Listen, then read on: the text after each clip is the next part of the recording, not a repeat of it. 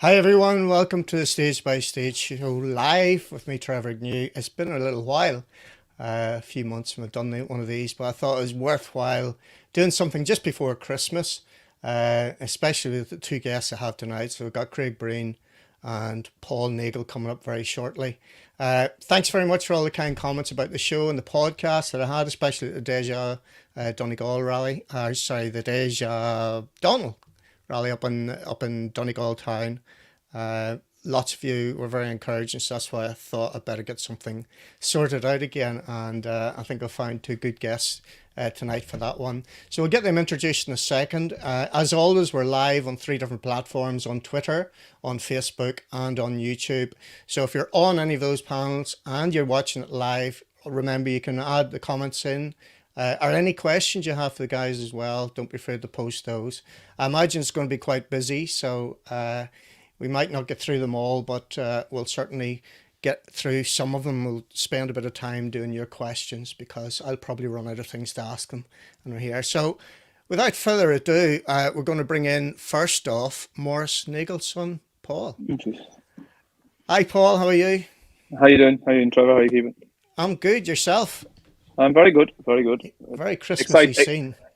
I know. Exciting day in motorsport. So I was home on the couch all day. Was there something on? It was our little Grand Prix that caused a lot of controversy, and it's still going on, I think so. It certainly did, yeah. As we go out live at 7:30 on the night of the last round of the F1 Championship, it's still kicking off a little bit, but hopefully it's been resolved now. It's not nice if you're a competitor, especially. It's not the first time that I've had to wait till post-event scrutiny is cleared, and you're not quite sure, and some controversy around some of those things as well. Brilliant. Good to have you here. Thanks for giving up your time. It's close to Christmas, especially. I know you guys are busy. And the other man who's going to be the star of the show is this man. It's Jackie Breen's wee boy, Craig. How are you doing? Not so bad. Not so bad. How are you keeping? I'm grand, thanks. And you've gone all Christmassy as well. I have. I'd like to take all the credit for it, but I had very little to do with it. But it looks nice, so it does. We'll make the most of the backdrop there. It's perfect. Mine looks nicer. Does to be fair. Well, you can have a word with Tammy over that. I don't do it. So. Yeah, she's in the UK. She this weekend. She's in Dorset for the Extreme E this weekend. So she did a test today. So. Yeah, all went well. Typical English weather there. Looks very mucky and slippery, but it's nice. No, she's been part of that project this year. She's the reserve driver for the championship, so hopefully it develops into something a bit more. Yeah, she got a bit of experience. I think she got her on the Rosberg car, didn't she, last time out as well? A bit of a test in that. Yeah, no, she's been lucky enough to get a spin in the rookie test they did at the end of the previous race in Sardinia. So no, it's great. It's a great opportunity for all the girls, to be fair, to give them a chance at a big championship like that. So I think it was about time that something was done for them. So fingers crossed she can get into the championship full time, because I think she could have a fair crack at it, to be fair. And she's 2 times Italian champion this year. She got a couple of championships. Yeah, she won. Although she never likes to talk about it, she won the Ladies Cup or the ladies part of her championship this year. But aside from that, and the overall thing, she was doing quite well in a couple of the rallies. She was well inside the top 10. And bearing in mind, there could be between 30 and 40 R5 cars in some of these gravel championship rallies in Italy. Italian rallying is on a different level, really. To be honest with you, they have it so well sourced, the whole thing, and the roads. And it's very difficult to be able to come along, but she did a great job this year. Very limited budget, limited amount of driving in the car, but she does her best, to be fair to her, and she puts up a good fight every time. Fantastic. And you're joining us from the lakes, the side of Lake Como. Then that's Rally Monza territory on the country stages. Is that right? You're quite close to you. Yeah, would you credit? There should have been the original plan for the rally. There should have been a road section that passes literally 500 meters down off the side of the front of the house here, but they changed it at the last moment, and they ran stages down in the region of where Bergamo Airport would be. If anyone's flown to the cheap Ryanair airport from Milan, that's where the stages were all based around there. So, but there's some beautiful rally roads all around here. There's a very very nice rally in Como every year. Used to be Italian Championship, not anymore. But yeah, nice place to be. Snow as well at the other minute, so better again. Excellent. Yeah, there's a big dump of snow in Andorra. So Scotty, foot of his car. It's like there must have been 8 inches of snow on it. Must damage cars and roofs and when it gets that bad, I suppose. But nothing like that in Killarney at the minute. Then, fair play on that decoration. How old are your boys now, Paul? One is 4 and the second fella is 2 next week. 2 next Uh, Friday. So it's a busy household, a busy Santa house now at the moment. So it'll be a hectic few weeks now at home. Lots of letters written and all that. Oh yeah, and I'll be dropping there to Ravennemi on Wednesday, so we're testing up in That's true. in Ravennemi on Wednesday. We'll be visiting. We're going to have a look at Santa there Wednesday evening in Lapland. So we'll see the whole Christmas spirit up there, and it's a fantastic part of the world, and especially the week before Christmas. I know we're there for testing, but we arrive early on the evening, so it'll be nice to see the whole excitement. What a bonus that is. Fantastic. Just before Christmas as well. Perfect time. Your last win was a bit special as well, Paul, wasn't it? Yeah. The Historics a couple of weeks ago, for sure it was. Yeah. I suppose it was the 25th anniversary. My dad was the man behind the whole thing many years ago, and is probably where I got my interest in the sport. And when you're a teenager around, when there's a rally being ran at home, you have to fall in and do all the jobs and go around doing everything possible to make the rally happen. And when you're at that age and you get a few days off school and everything around Christmas, you'd love to go and do all those kind of jobs. And obviously 25 years on, the cup was put on 2 years ago, and it was always part of me to win it. I'd have to try and win it at some stage, and I think this year it just felt right that we were in between jobs and the opportunity came last minute. We went to Killen and a couple of our sponsors, and we were lucky that there was a car available. It was all last minute, and for sure I enjoyed winning it. It was a great rally to win.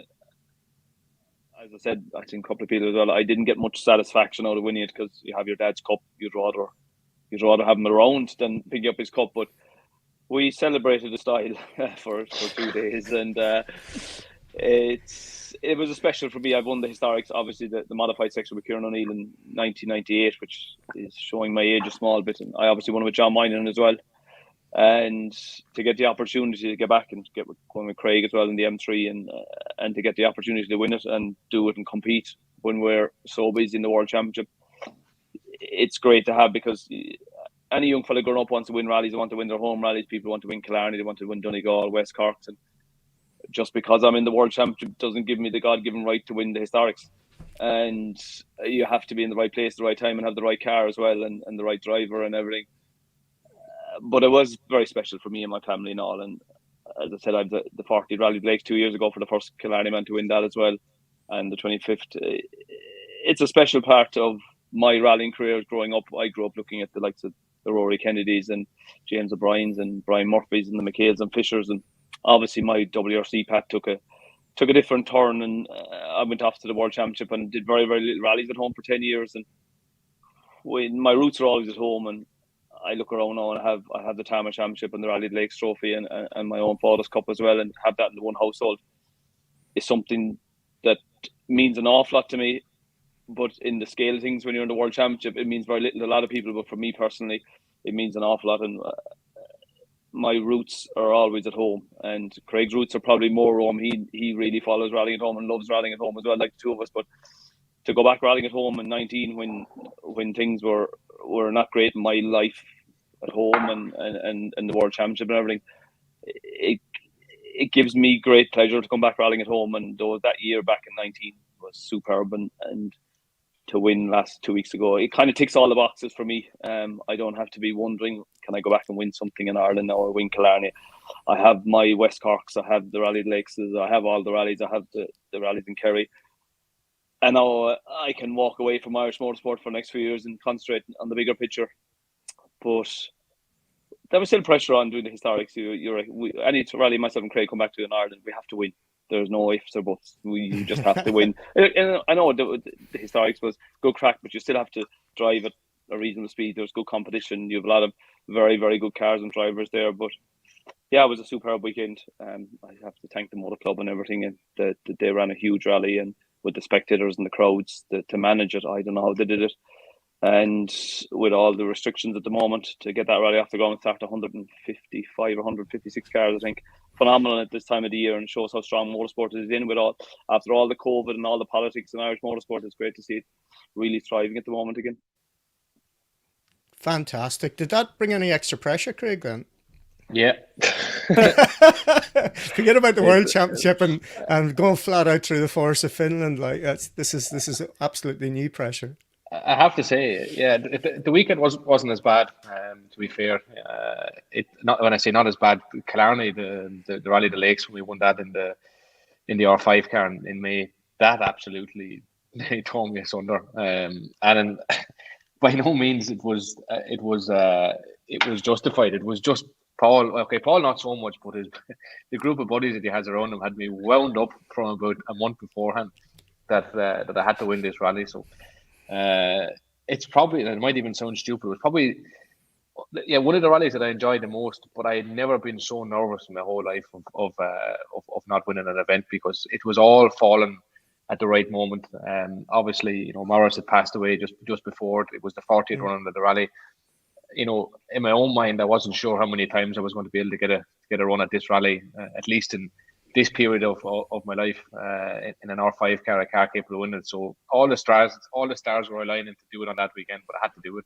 Mm-hmm. So I had to say that was an incredible amount of pressure, and I was a bag of nerves going out to both mornings. But still, the satisfaction, firstly, of doing the events at home, is something that will just keep me coming back there for years and years. I think they're the best roads that are around. There really is no better, and the atmosphere and the people and the environment is second to none as well. So so that eases it slightly, but still, like Paul said, if it's kind of a double-edged sword. If you win the rally, you're supposed to win it, and if you don't win it, why didn't you win it? So it's tricky, but look, I just enjoy doing it. I love doing the rallies and get great satisfaction of it, especially the historic stuff as well, driving all these sort of iconic cars. I was only in the last couple of weeks, I was starting to think about how many different cars and variety of cars that I've driven in the last couple of years.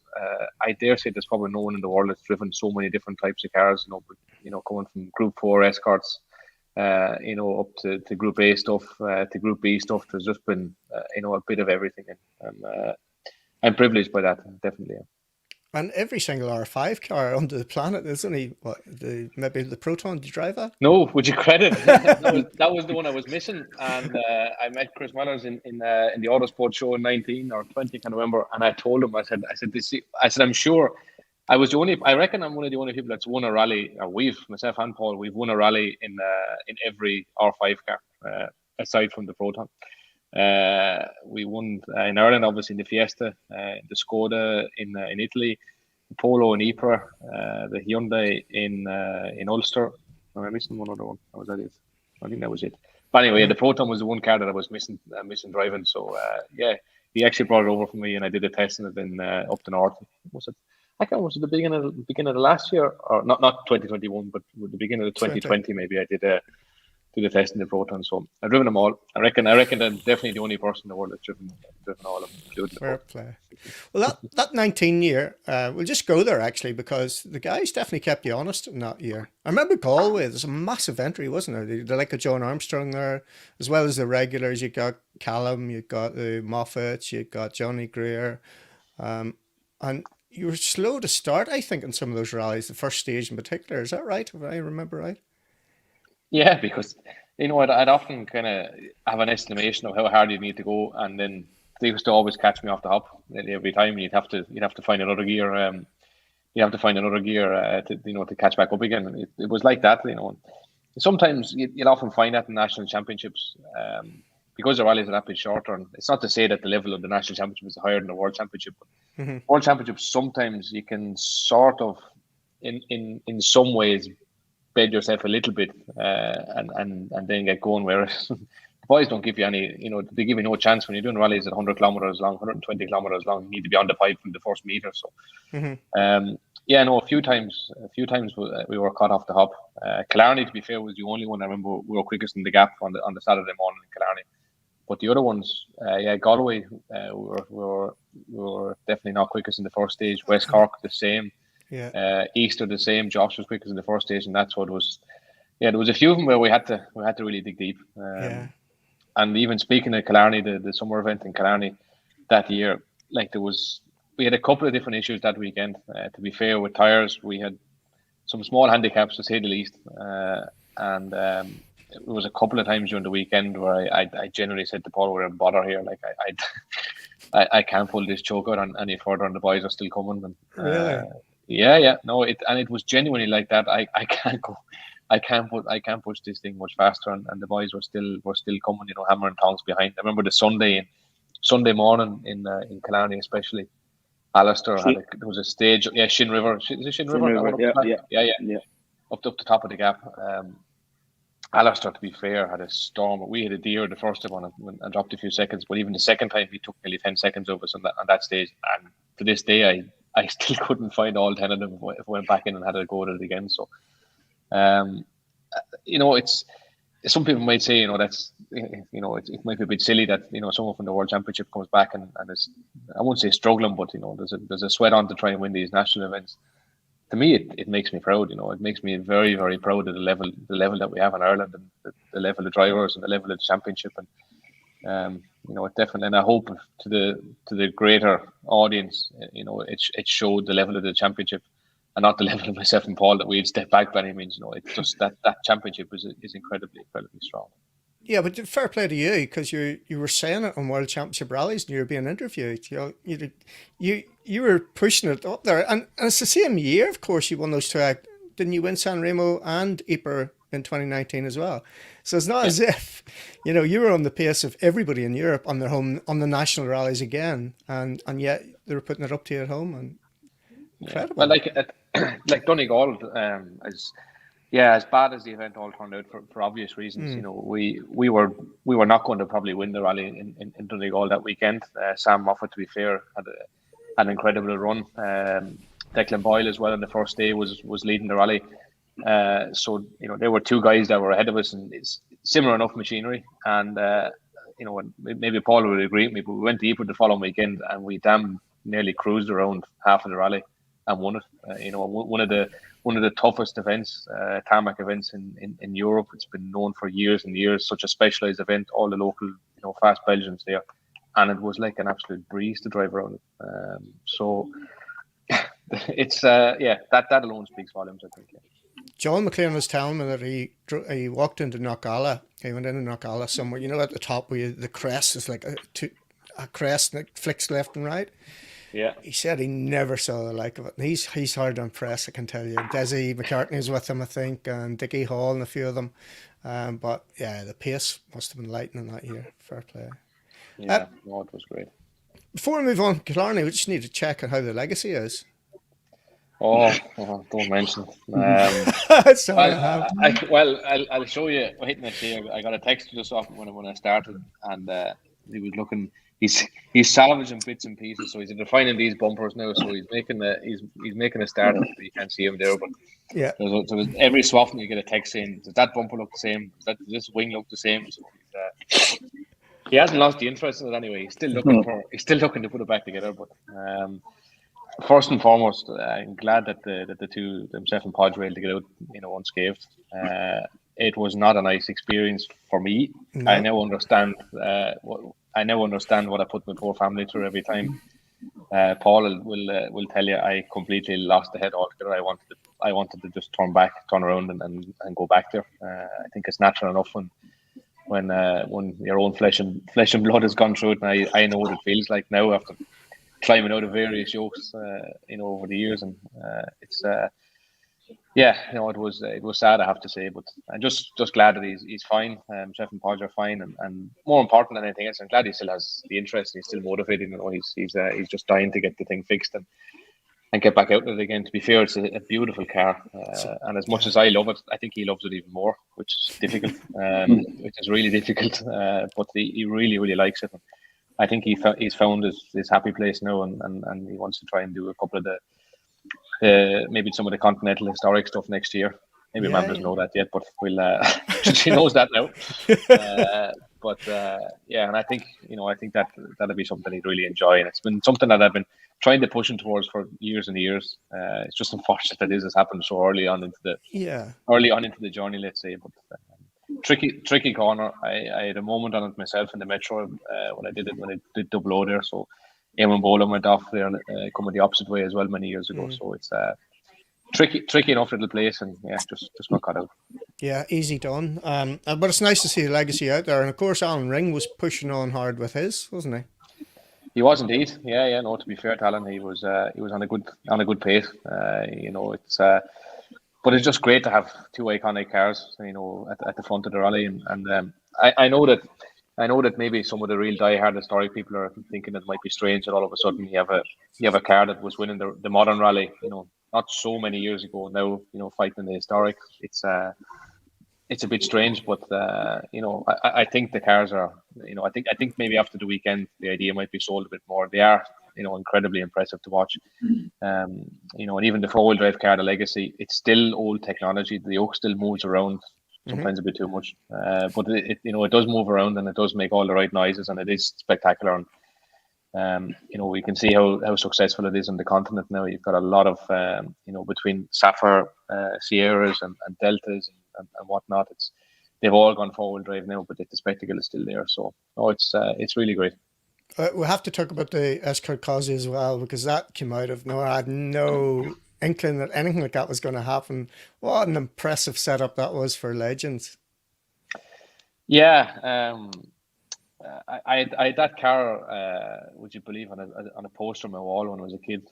I just loved the Bastos livery. I think it's probably one of the most, at least my generation. The other people I will say there was Belga liveries or Rotmans liveries or whatnot. But like I was a kid born in the 90s, so that was 98. That was 8 years old. So that was sort of the big liveries, that I would remember when I was around that age. European Championship obviously was shown a lot on TV, a lot of the Belgian rallies. I just remember Patrick Snares and the Bastos Escort.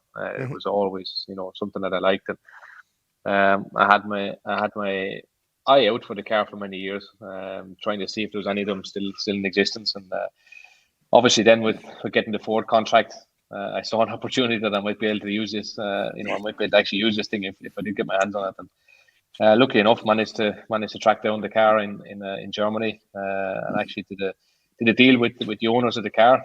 So they're actually going to be a sponsor of mine next year as well. And managed to get the car, did a deal, and brought it to Legends. So unfortunately, I hit the car in Legends that I managed to keep fairly under the wraps, but I had a problem with the center diff. That the odd time it would lose all the pressure, and it would lock the rear wheels only, and I was coming down through a series of hairpins in the dark, and lo and behold, I had all the brakes in the rear all of a sudden, and lost the rear of the car. Lucky enough, didn't do a whole lot of damage. I clipped a tree with the back of the car and just bent the rear upright. But anyway, it's my own car now, so I can't just drop the keys back and walk away from it. So I have it here in the workshop in Como. Tommy's dad has a rally team in the workshop here, so I have it stripped, and work in progress, a bit like the Legacy. And has Snares been in touch with you about it at all now? Yeah, no, I spoke to Patrick. I'd love for him to do a rally in it or to do something in it. Obviously Lurgan Park hasn't ran for a while. God, if it did ever run again, I'd love to see him come back himself and Willie McKee and do Lurgan Park. It'd be really nice. But even not, I'd still love to get him in the car sometime. Just to sit in with him, to sit in with Patrick Snares in an Escort World Car would be something special. But yeah, he's definitely keen to see it and keen to have a look at it. If ever there's an incentive to get Lurgan Park back up and running again, that's it. I was part of the organising team as a deputy clerk, of course, that rally for many years. And William Fullerton, I know, watches this. And also just special word on Harry Burke, who many years in the committee and helped the organisation through a big operation, I think, on Thursday there. So all the best to Harry, who would normally be tuned in with this. So I promised him we'll give him a decent show put together so you can have a look at this when he's recovering, then that'll be good. So let's do that then. Let's get Snares back and Craig Breen to do Lurgan Park Rally. There's no better incentive than that. We'll have to get that organised. I reckon you'd have a big fight on with Pamela. I'd say Pamela would want to sit with him before anyone else. Let's sort Pamela. We'll get her a wee gin or something, get her set up somewhere else. She'll be fine. Right, let's see who's in. Who have we got here then? So, Sean Coniston, well, that's a buddy of yours, and it's Sean McCarston. Yeah, Yeah. he's up Yeah, there. So Sean's there, Trevor Dempsey's there, Nissan Dory's there. Sean Cones reckons it's been a while. Looking forward to it. Happy Christmas to all the family, also to Craig and Paul and the families. Who else have we got? Listening to the Jim Clark Rally County. That's probably country. Did either ever do the best tarmac roads in the borders? Only a Puma can tame these lanes. Have you been there? It should have been my first ever win, myself and Jaff from the Super 2000. She dropped the valve on that stage, Swindon out over the crossroads. That's the it. crossroads, yeah. Yeah, she dropped the valve. Me leading it by about a minute. Yeah, 2010. Yeah, we'll definitely come to this one in a minute because I've about 15 questions on that. Yeah, Champs. He's been doing a bit of rallying lately as well. Where's he? Where was he out recently? He was lucky that Mr. Lowe wanted to do a test in the Puma, or else we would have been the RS team. Oh, fighting talk there. He was chauffeuring Craig Thorley. I think it was Craig Thorley who won it and ran champion, was just chauffeuring him around. Yeah, he's getting it tight until the last day as well. And poor Gordy's watching as well, and Paul Barrett. What a performance those guys put in. Yeah, I have no tree yet, but the tree will be happening soon. The tree putter upper wasn't here. There you go. Somebody's a fan of the t-shirt. Flat to the square, right? I kind of use as half the pajamas. So for those people who don't know about this, because it comes up all the time, of course, all the fans and a lot of Irish people do know. Do you want to just explain that? Because a lot of people probably get very confused. Probably the best was to throw, if you can throw a link up onto the onboard of it. But basically, yeah, and you know what is the name of the driver? It slips my mind now, and I know exactly what it is. I can picture the man in front of me. I can picture his name, but I can't remember right now. But basically, they were doing Donegal, and there's an onboard of what happened. But they were starting the stage, and it was basically about 100 meters, and you had a slight right on it as you couldn't see through. It was blind, and then a square right afterwards. Mm-hmm. Yeah, they were sat on the start line of the stage, and they were discussing the first couple of notes of the stage. So he was telling them anyway. So I think it was 61 right, 40 to square right, or something like that. And then Barry, the co-driver, just goes just flat to the square right. Just trust me, it's just flat to the square right. And he repeats it about 3 or 4 times. Anyway, they go off the start of the stage anyway, and basically he just goes flat to the square right and doesn't lift until he's inside in the middle of the square right. And I probably shouldn't be laughing. The poor man wrecked the side of the poor escort, but it's Paddy O'Reilly, is it? I think that's his name. Paddy O'Reilly, I've heard that name. And what do you call it? Just drove straight into the pier of the house with this first square right, and it didn't end there. They basically drove the whole rest of the stage, kind of half giving out and shouting and roaring at each other. And then the road section from the end of the stage to the next one is all the in-car is there. So it's just brilliant. I the first time I saw it, I genuinely got into cramps just laughing at it that much. And lucky enough, I managed to meet the two of them. They go to the rally in Spain. A bit like the rest of the Irish Fortinians. Not sure how much rallying is seen, but there's a great session on down in Danny Boys every night. Yeah. And I actually brought Barry, the co-driver, for a spin in the shakedown in Catalonia on the gravel one year. So we brought him in for a run. I felt kind of bad after taking the piss out of him so much for all the interviews and all the times I was referencing it. So we brought him for a spin. So but a great story. Just a real typical Irish humour. You know, it would probably be lost on a lot of other people, but I just think it's absolutely hilarious. It is hilarious, yeah. Well, we'll see if I can engineer that later and get it up there. It'd be a good way to finish if I can. Right, okay. I want to go to you, Paul, and I just want to find out a little bit more from a co-driver's point of view of these fantastic 2022 cars. So the hybrid element of it, and we know they're uncomfortable for co-drivers. What's your view on that?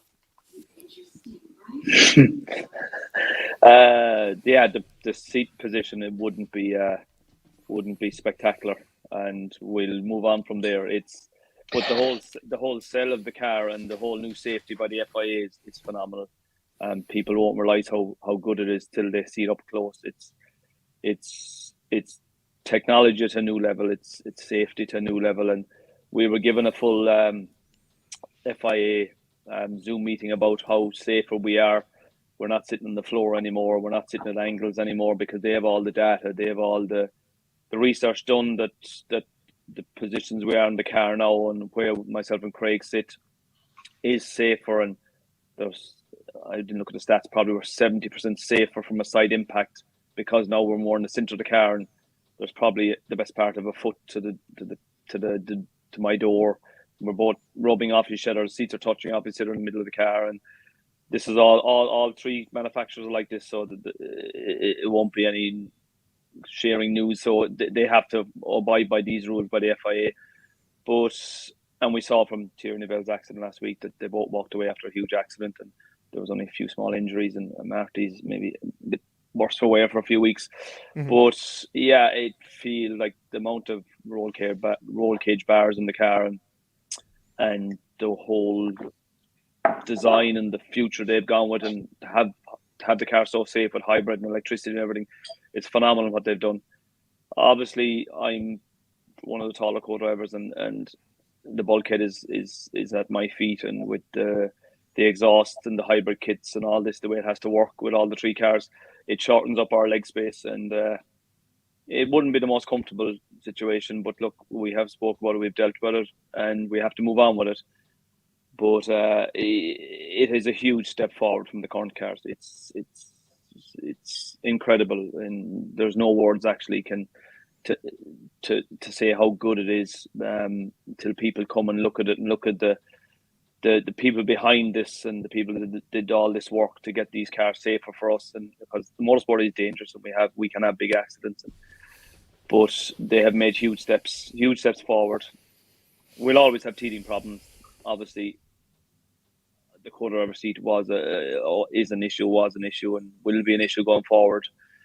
But from a safety point of view, you feel a lot safer inside in the cars. And I remember Yves Maton telling me back in Croatia, I think, and he said, "Wait till you see the new cars, you'll think the current cars there was no safety in them compared to what there's there now." And then it makes us feel more comfortable. Mm-hmm. And maybe our comfort won't be as good in the car. And I said, Craig's the same. I can hit Craig now with my elbow, and he's touching off me as well very easily because we're sitting, the two seats are more or less touching each other. But if it's safer for us, we'll deal with the comfort. But we could have a couple of stiff days and sore days, and physio could be very busy for both of us as well because we're sitting a lot higher as well.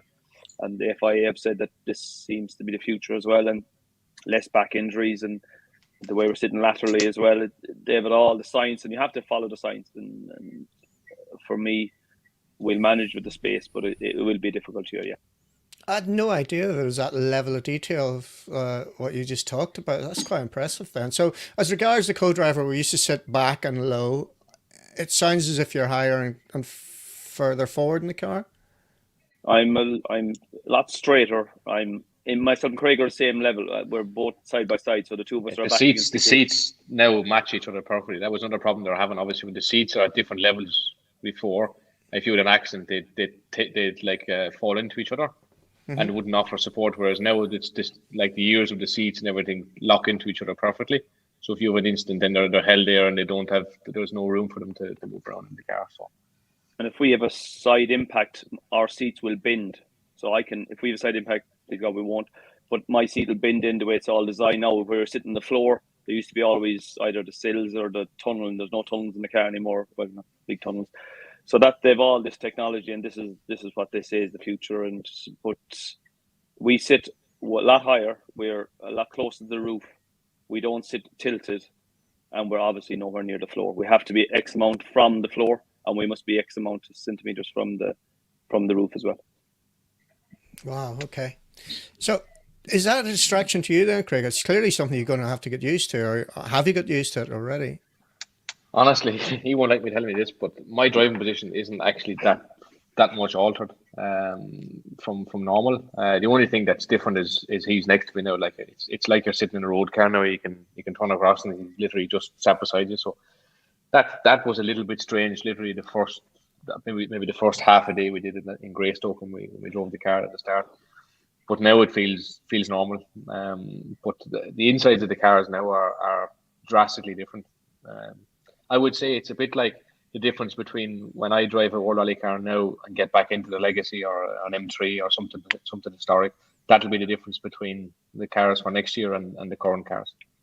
Inside it's really very, very different. But now that you can see what they've done, it does seem quite obvious, if that makes sense. It seems that that's a much more practical way, not practical, much more safe way of doing it. Creates maybe some headaches for the engineers and that, because now obviously our mass is higher in the car, and not exactly ideal for balance and inertia and center of gravity and all these things. But ultimately, we will be far safer in the cars now, and I suppose we have to be very focused on that, and especially like what Paul said after Thierry's accident last week. I think everything has been definitely worthwhile. Yeah, did Alvin have as one as well? It's quite a big one, was it? From what I've heard, they had an accident, but I don't think quite on the same scale as Thierry's accident. But still, it stopped the test nonetheless. So, but I think not quite as bad. All right. So, from your point of view, then, that's one thing. What are the other challenges that you're facing with the 22 car? Because we've certainly seen plenty of reports from everybody to say you've got to do things differently with these cars, and of course, there's the hybrid element of it. But what's the biggest challenge for you? Yeah, the hybrid element. That is the biggest thing. Obviously, you've got to be very careful, but how I explain it. But you have the potential of having a lot more power sporadically. Obviously, depending on how much energy that you've regenerated. You regenerate when you brake.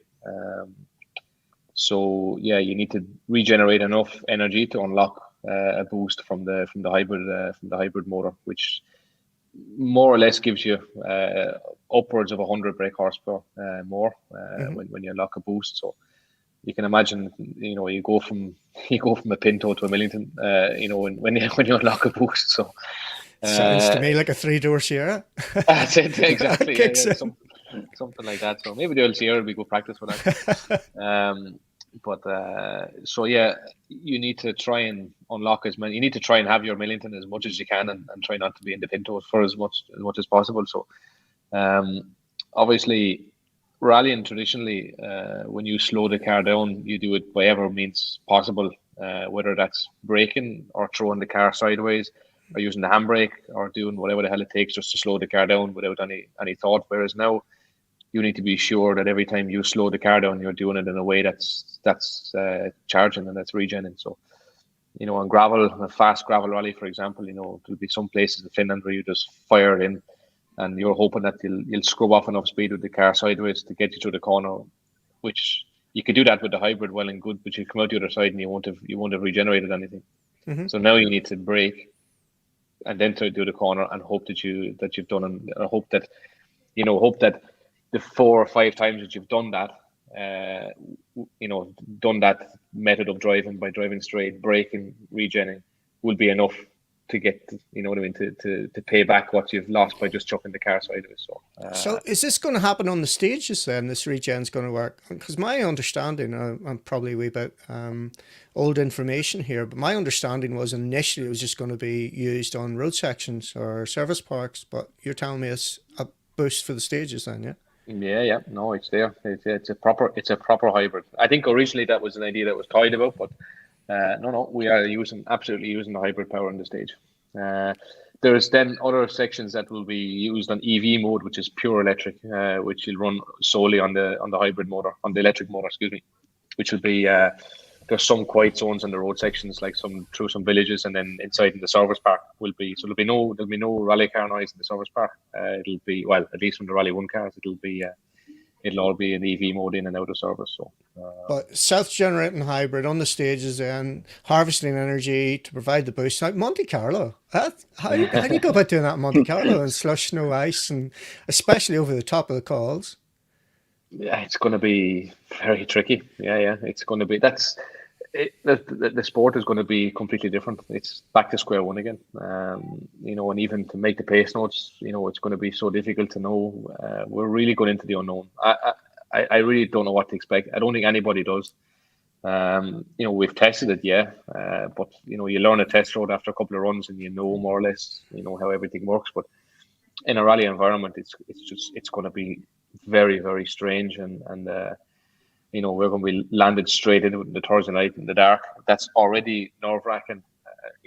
Already nerve-wracking enough as it is. That those Thursday night stages at Monte, everyone's in fresh cars, and maybe there's a different tire or something like that, or something new that you need to get used to. New teams, whatever. But this is like completely different again. It's going to be like starting from scratch again. No paddle shift, no active center diff, far less aero. It's going to be really a lot of things to get used to. What's going to change for you then, Paul, as regards prep for rallies on the back of having these cars? Anything different that you do? I'd even just talk us through Monte Carlo, because for those people who don't really understand how Monte Carlo works compared to most of the other rallies, and of course you take a Terry Neuville changing his co-driver last minute last year, and Martin Weidegar jumping into the car, who co-drove Craig a couple of times, and just how big a challenge is it to go to Monte Carlo and go in one of these current cars, and what's the difference? Yeah, the biggest thing for Monte this next year will be there's no service on Thursday night, or there's Friday or Saturday, so we're all going into new cars, into the unknown. We're all maybe going a bit blind. The regulations aren't finalised about how many times you can use the hybrid in a stage, and there's a lot of there's a World Council meeting during the week, so we'd have more regulations there. But I would expect the two of us will be very busy in between the road sections, organising, prepping the car, getting set up right. And obviously, if they bring in the hybrid for some of the road sections and some of the towns and villages, ceremonial starts, and if they create time penalties for this, that would be a big thing for me to make sure that I have the rules fairly well sorted. And Monte brings its own dramas. It doesn't matter if you're the best prepared in the world. Monte throws something different every single year. It can be ice, snow, rain, floods. It doesn't matter. They can do absolutely anything. But I would expect a lot of work with the hybrid and managing that. And we all have to be realistic. All three teams, we're going to Monte. It's a brand new car. Everyone's brand new, and it'll be engineers, team managers, driver, co-driver, mechanics. We're all going in blind, and it'll take a rally or two to figure out what we really have to do. We'll be prepared as best we can with pace notes, videos, gravel crew, weather. We'll have all that, but we're all going in blind, and it's exciting in one sense, and it's quite exciting going up to Col de Trini and Entreve, or Col de Trini on Thursday night. One of the most famous iconic stages in the world, and we're all ending up with brand new cars, and then the following morning you go up and you spend the whole day rallying with no service, nothing, only a tire fitting zone, and it'll be very interesting. But all we have to do is prepare as much as we can, do the videos, do a good recce, and obviously get the rules next week and see where and what we have to do, and what's needed from my side and what's needed from Craig's side, and that's really all we can do, and do our best, really. But it'll be a huge job for the engineers and the hybrid people and sport, and obviously the other two teams as well, to get through Monte and have all the cars prepared. Like, we'll have probably 3 cars in Monte. All the teams will have 3 cars, and there's been very little testing up to recently for some of the teams, and next year the rules with testing and everything's going to be very limited as well. So I would expect a lot of surprises in Monte Carlo next year. That's incredible. It's just fascinating now that you've got all this extra information. Of course, Monte Carlo is a busy rally anyway. You think just even with the ice notes and getting that side of things sorted. So all this extra stuff and the information you're going to hand on a road book, I assume. You're going to have to write all of this in at some point. And I didn't realize it was just so complex. Well, there will be definitely. We've been going putting a hybrid inside in the micro as well to get them used to as well. So. I think we'll have to have a checklist before every stage, and what the FIA bring in now next week at the World Council meeting, and what way the whole region works on the stages. There'll be a lot of new rules and new things we will have to do, and the FIA, they can leave the rules vague enough at times, and so we're going to have to be very, very. I'm doing a lot of work and study before the whole Monte Carlo starts, because driving and calling pace notes for myself and Craig now, that's kind of, we wouldn't be where we are that job, so that comes second nature, but it is still the most important job. It'll be everything else that we will be thrown at us, and we know now with everything all live and all the social media, you can't get away with nothing. Like back many years ago, you could probably get away with things, but now the whole world knows what's happening in motorsport. So I think next year will be a big chapter, a huge chapter in motorsport, and it's a new future, and it's following the whole global brand as well. So, but we're also very lucky. We had 4 super years of the Group B era of our generation, and we have to be very lucky that the likes of what we saw in Finland this year and Estonia, and that speed, and that possibly when Craig explained about the braking and not throwing into corners now with the new cars, we mightn't see that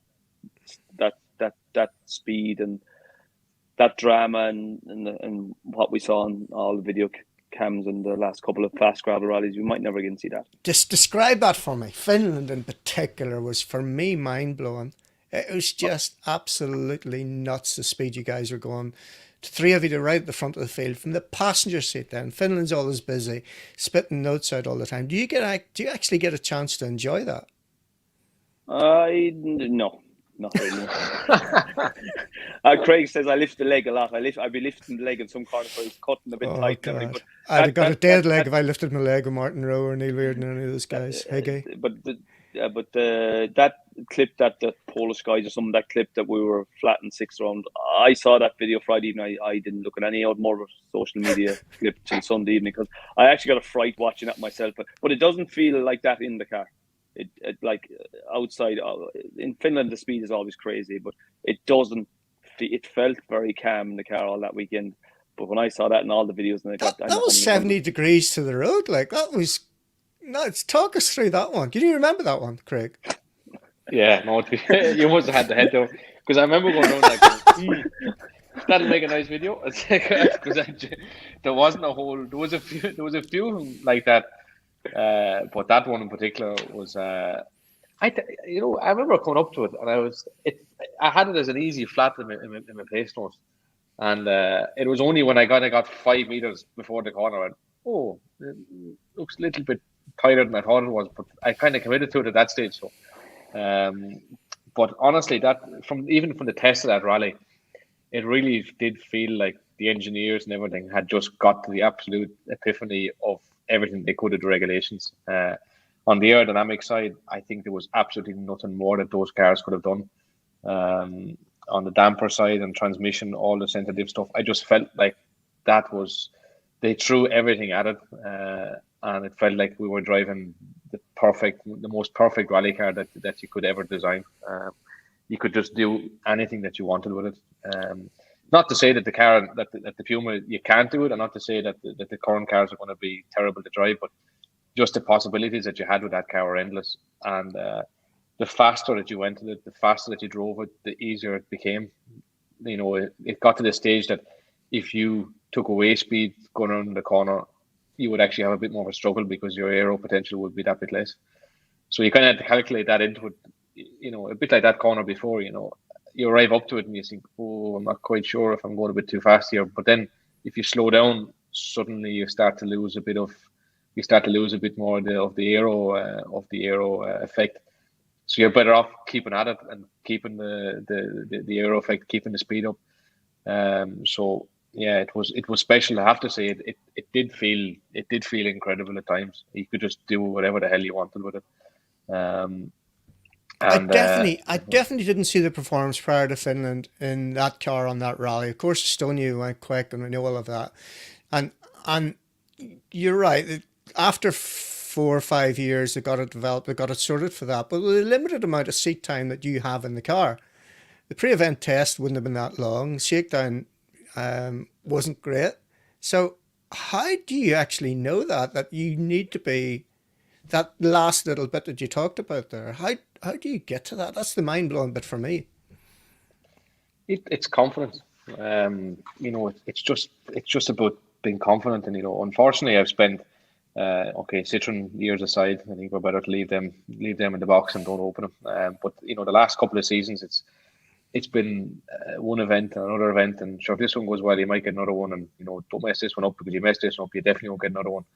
You have that in your head, like it's not so easy to land into this stuff inside in the forest in the night, 6 gear doing 200 clicks and just hoping the best. You can't do that. So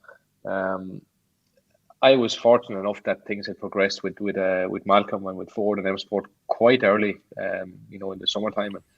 And I was, although we hadn't put pen to paper, things are more or less done before those last couple of events. So I was confident, and I knew that I had these 2 seasons. We had these 2 seasons coming up in the next couple of years. So that just gives you so much confidence, and suddenly you just find that last little bit, and you just feel that you can fly a little bit. On rallies like that, like those 3 rallies actually, Estonia, Ypres, and Finland, they're all, for want of a better word, they're all big balls rallies. Like you need to be committed. That's why I feel that someone that's doing a part-time season, although it's great to get the benefit of the road position and so on and so forth, it's not easy to land into your first stage and to be absolutely on the door handle. So I think having that contract signed and having the faith that we had the program there just allowed it to take that little step more. Paul will tell you as well, I just felt so confident, especially in Finland. I just really felt like if anything goes wrong, I said it to Malcolm when I was signing the contract on the Friday evening. It was just great to know if anything goes wrong, just take the keys out of it and you hand the keys back and say, "Oops, that didn't go well." And there's no one saying, right, you can't have the next time. Or there's no one telling you this is it now, you're never going to get it again. So that's an incredible position for any rally driver to be in. To be able to have that confidence. Not that we want to exploit it that much. Not that I want to exploit that full insurance rental car kind of feeling, but it's just a nice feeling. Yeah. But you can certainly relax a little bit more when you've got a 2-year deal in your pocket, knowing that you're sorted for the first time in many, many years. Like to have 2 full years in the World Rally Championship. And let's face it, remember if we look back, if you want a new car, M Sport, Ford World Rally Team is the car to have. It's reliable generally at the start. I'm not putting any superstition on here, but if I was picking a car to be out of the box quick, it would be that one. Yeah, definitely. That was one of the factors. Obviously, we saw what the guys and girls did with the Fiesta. The 17 car when OJ came, they really delivered the winning car straight away out of the blocks, and they've been focusing very, very hard on the Puma for the last couple of seasons. I'd say this has been in the pipeline since quite a while, and maybe the guys even running this year in the World Championship had to sacrifice their season slightly, not getting the testing perhaps that they need, and the development of the car also stalled. For want of a better word, it stalled a bit this year, but all to put all the resources possible behind the Puma. I think we're definitely reaping the benefit of it now, and I'm hoping that we'll feel the benefits of it even more when we get started next year. I definitely feel confident. It's difficult to draw a comparison because the roads have changed so much. It's not so easy just to jump into the car and say, okay, it's like this. I'm missing this or missing X, Y, or Z compared to the current car, because things are so different. But I feel confident in it. I feel good. I love working with the people. Not to say that it wasn't a nice atmosphere in Hyundai, but it does feel like going home to M Sport. Working with everybody there. It's a good time in our lives right now. A good point in our career, and I just can't wait to get started with it. Absolutely fantastic. Yeah, and Paul, going into next year, then when you think about what the results need to be, I think it's fairly clear you're going to have to win rallies. Then there's no point saying we need results. Malcolm and Ford will expect us to win, and that's why we're here. That's why we got the seat with Ford. We have to perform. We have to get results. We have to win rallies, and that goes with it. But as Craig said there, you have a 2-year deal. Every rally we did for the last 2 years was an interview. Every stage was an interview. Yeah, and you process the whole of this year, and I look back at the last 2 seasons with Hyundai and with a great Estonia in COVID times. But that Friday, and we look back now, that Friday in Finland, everyone's racing like, and you don't go to Tanak's back door or Robin Peter's back door, and we led Friday night against the best. And Elfin had a great run on the Friday night in the last stage in the dark, but people don't realise that we were 17 minutes, 18 minutes behind him in the dark. He was in daylight and we were second quickest to him and led the rally, and obviously went on to win the rally. He was untouchable the following 2 days. But I probably would agree, probably in my opinion, that Friday was our finest day in a World Rally Car with Hyundai. And to lead against, and we're in Estonia again, racing the back door against Robin Peer. And then you go to Ypres and you have to race Thierry in the back door. And we were only two, like it was us and Robin Peer, it was us and Thierry on their back doors. And obviously we had the contract nearly finalised, but those 3 results stood to us, and but Finland was huge on the Friday, I think. Yeah, incredible. For me, that was, as I said, the fact that car hadn't been really that competitive there before, and then again on tarmac when the Hyundai, but you're going to Ypres in a car that traditionally Nagle could get it moving, but Tanak, Loeb, Mickelson, and you to a certain extent in Croatia, Craig, struggled with that car, but yet you go to Ypres and you're up there. Yeah, I have to say I struggled in Croatia. Perhaps slipped up slightly. I did the first day of the test, or we did the first day of the test in Croatia. First tarmac rally of the year, first pure tarmac rally on Pirelli, and the third driver, or whatever you want to call us, was put into the car for the first day of the test, which is not easy. We spent until sort of 2 or 3 o'clock in the day dialing everything in. Sort of very basic stuff, trying to get a generic setup before we really started to knuckle into things. And then obviously the 2 first drivers landed on then for the second 2 days and kind of really got the car up to speed. So I was a bit lost when I started the rally. It was my first time driving the car on tarmac as well, so properly. So just the preparations for that event were not ideal. It was definitely a big struggle, but we made a lot of changes to the car for Ypres. Did a lot of work before the rally, before the test, just to try and identify areas that I was struggling with in the car. And we identified one key thing on the transmission that was holding me back, and quite specific to the way that Thierry likes to drive the car. And I actually followed suit as well in the change that I was doing, and that really transformed it for us in Ypres. From the first run of the shakedown in Ypres, I knew that we were on for it. It just all felt really, really nice. It felt like a big fast R5 car, which is what I was looking for. I was so used to doing all the rallies in the R5 car. I got so confident in what I was able to do, and I couldn't make the transition so easy to the World Car. But this change really made it so much more suitable to me. And honestly, I'm hoping, and I'm definitely confident that we can get that victory on a rally in the next season. But I really think that was the one that got away from us. That was our rally to win, I think. I really think we had the pace to keep going that weekend, and if you weren't told to hold back, I really, really think that we could have snuck a little bit more.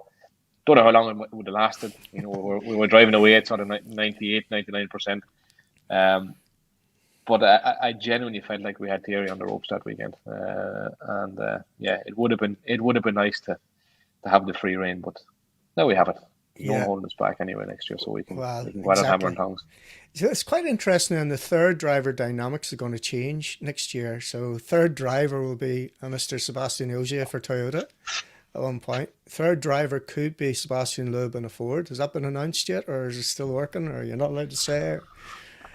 Best less spoken about it. So what I think is going to be interesting with those two guys, I don't imagine that they're going to go and do a rally without trying to win it. I don't imagine they'd be motivated to go and finish second or third on either of the rallies to play a team game. So what happens then when Ogier goes to the like of Sardinia in June? And he'll want clearly the road position is going to be good for him. He's going to reap the reward of all the things that have happened against him over the last few years.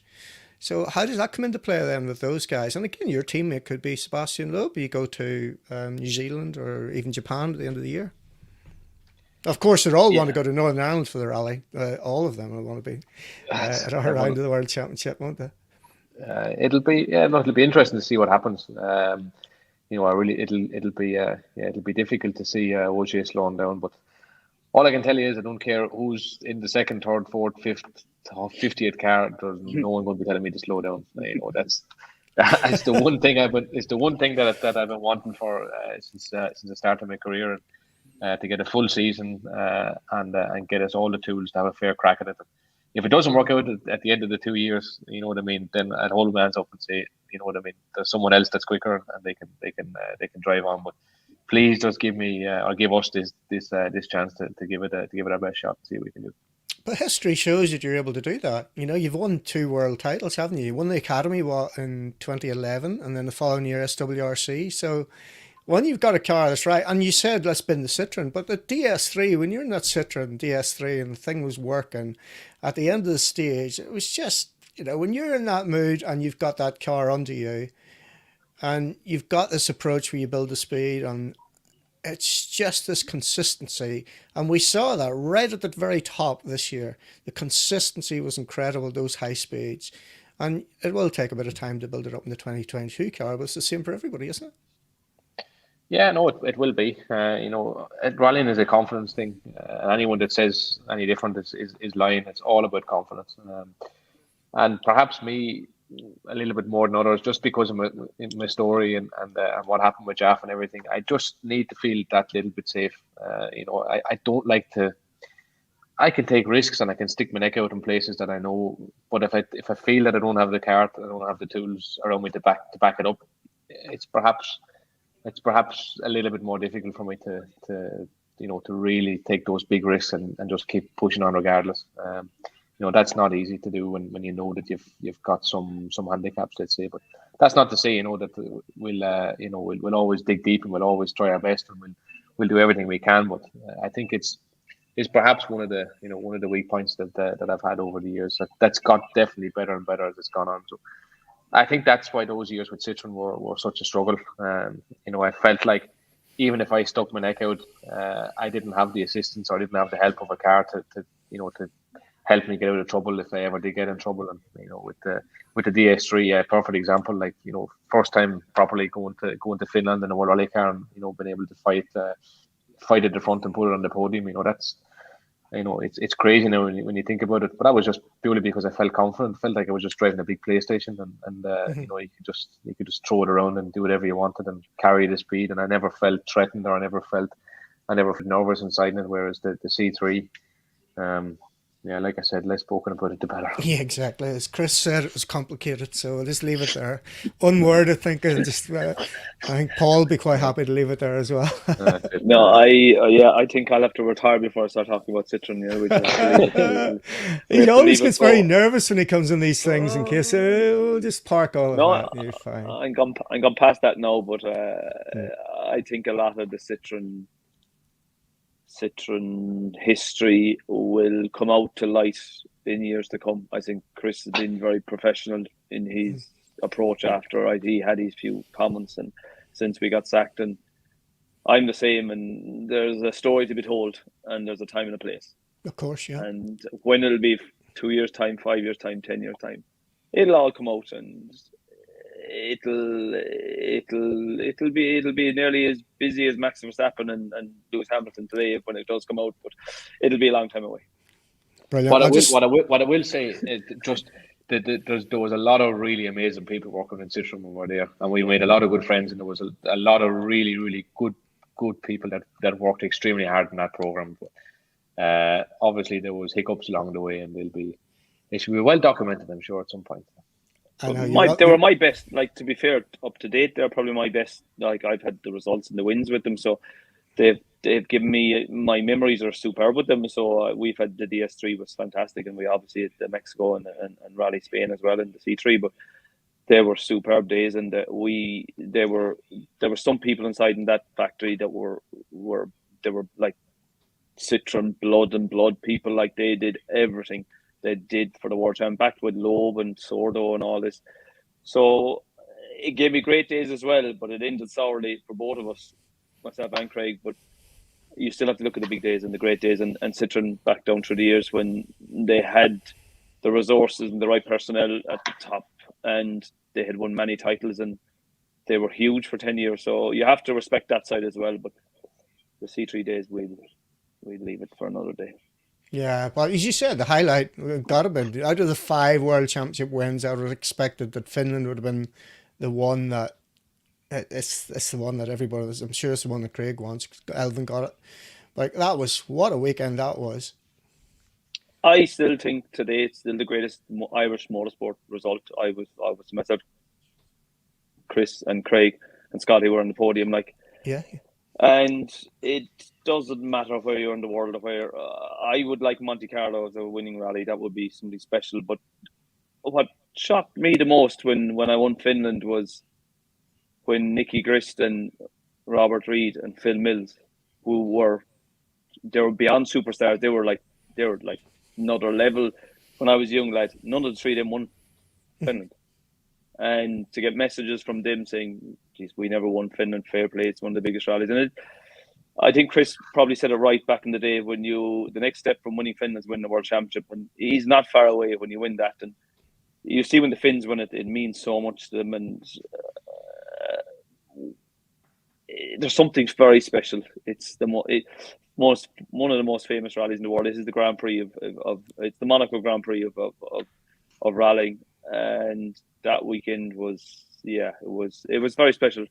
The 2 of us were like Craig was flying. We're on the podium. He's battling with Nagle and night for the podium. And to be fair, middle of the Saturday afternoon umpire, like when Chris wants to put the neck on the line, he can do special things at times, and that weekend just clicked. You know, you can. Everyone says you'll always have one special weekend, and that was a special weekend for us winning Finland. But I still go back to the Friday leading Finland this year because the level is going up all the time.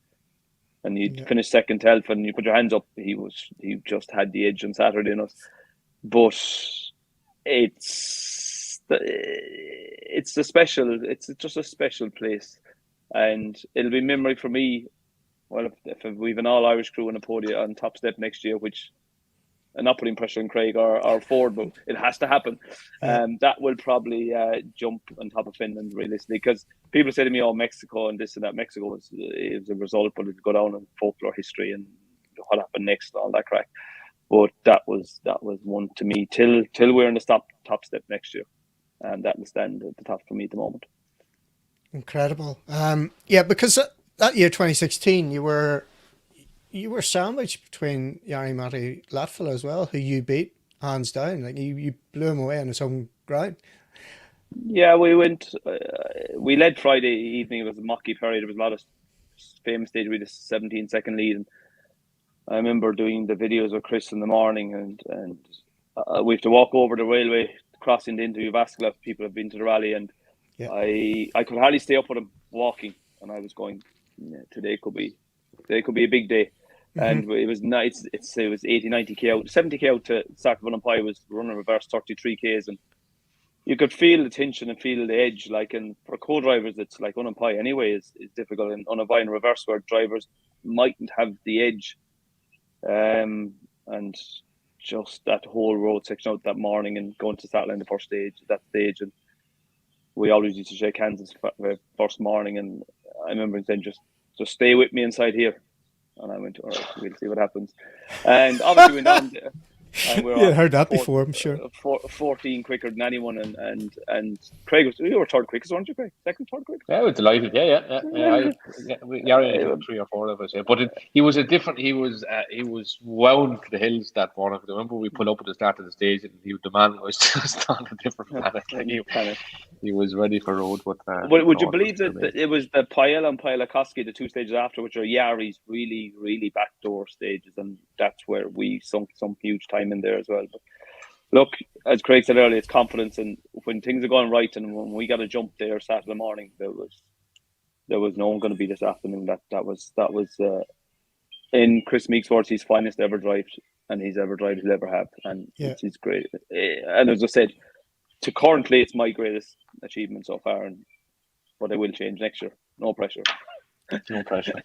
Quite incredible. Yeah, I was very sadly for Bex Williams. Her mother wasn't well that particular weekend, so I got the job of hosting a rally radio program over those 3 days. And on the last day, trying to get into the studio in London, there was a cycling race on, and I couldn't get through. And this is leaving really early, so I had to actually break the rules a little bit to go up. Yeah, anyway, I got there. I was not going to miss that day. That was incredible. Like, and yeah, it's just one of those things that you're there, you're not nuts.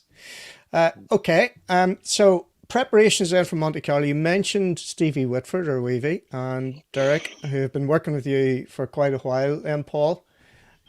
So what in particular do you need to do with those guys prior to Monte Carlo? I know Weavy will get involved in the test probably. He always likes to do that and go and do the recce, etc. So just, I'm interested in how you work with those guys, because it's quite new for you, Craig, isn't it, working with Weavy and Derek? Yeah, for me anyway, it's relatively new. To be fair, I had well, obviously when I was in Citroen, Chris and Paul were using Weavy and Derek, so and I actually had Miko Hervnen and Andy Hayes were doing the gravel crew for me. So Miko is now doing it for Calais over from Paris. So it all sort of worked out pretty well, and started to work with Weavy and Derek now, and I have to say it's working really, really well. Obviously knew the guys, really well from before, and it just seemed to all click from when we started working. So it's a big job for them. It really is a big job for them. More so at Monte, especially because obviously the conditions of the event itself are so tricky. It'll be our first Monte together. Obviously, I haven't done Monte since 18. Same for you, I think, Paul. Yeah, it will be since 18. So.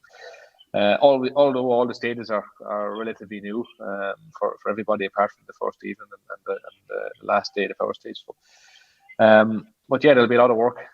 We'll come along to the test anyway, and he'll try and get him in the car with me for a couple of runs just to scan through the tires and stuff as well, so he gets an idea of the different tire choices and whatnot.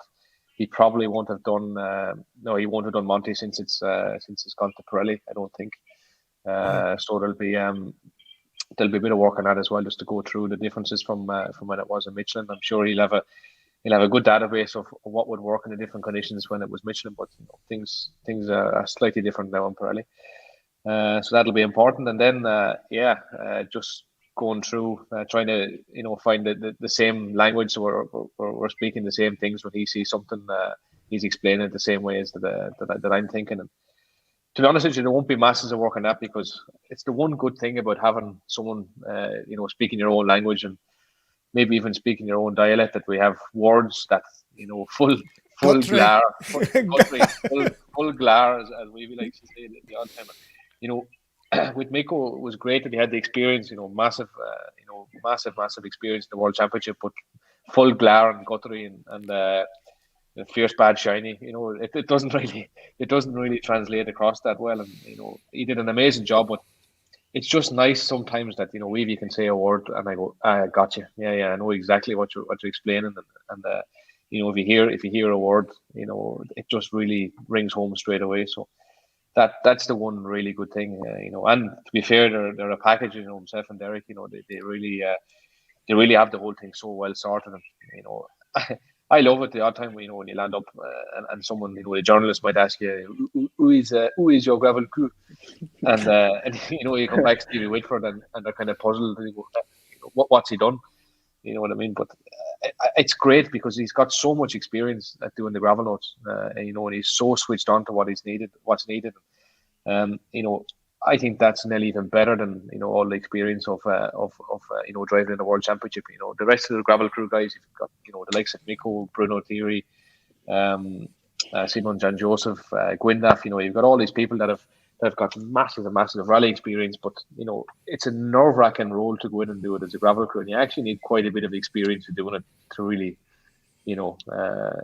master it. And that's why I think, to be fair, Weavy and Derek have have the whole thing so well sorted, and it really works well for us. So not to make his head swell up too much. They have a horrible job, Trevor. Like they're up at stupid hours of the night. We're going down the road at 100 and 200 kilometers an hour, and they're telling us to slow down, or they tell us, "Oh, is it too much? Are we giving him too much?" Like it's a tankless.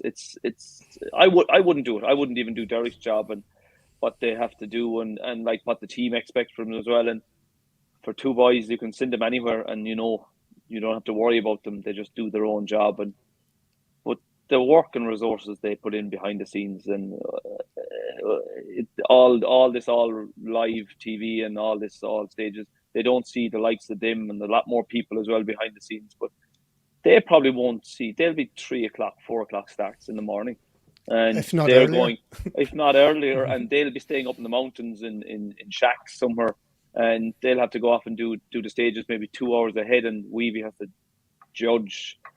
I can't slow them down too much, so I can't, and I have to put it in. If I don't put it in, they go off the road, and I'm looking up. I've worked on it for 10 years, and I don't know how they do it. I have no idea, and the buzzwords are very important for us, and the Irish lingo and having that silly words are very, very important, and it works.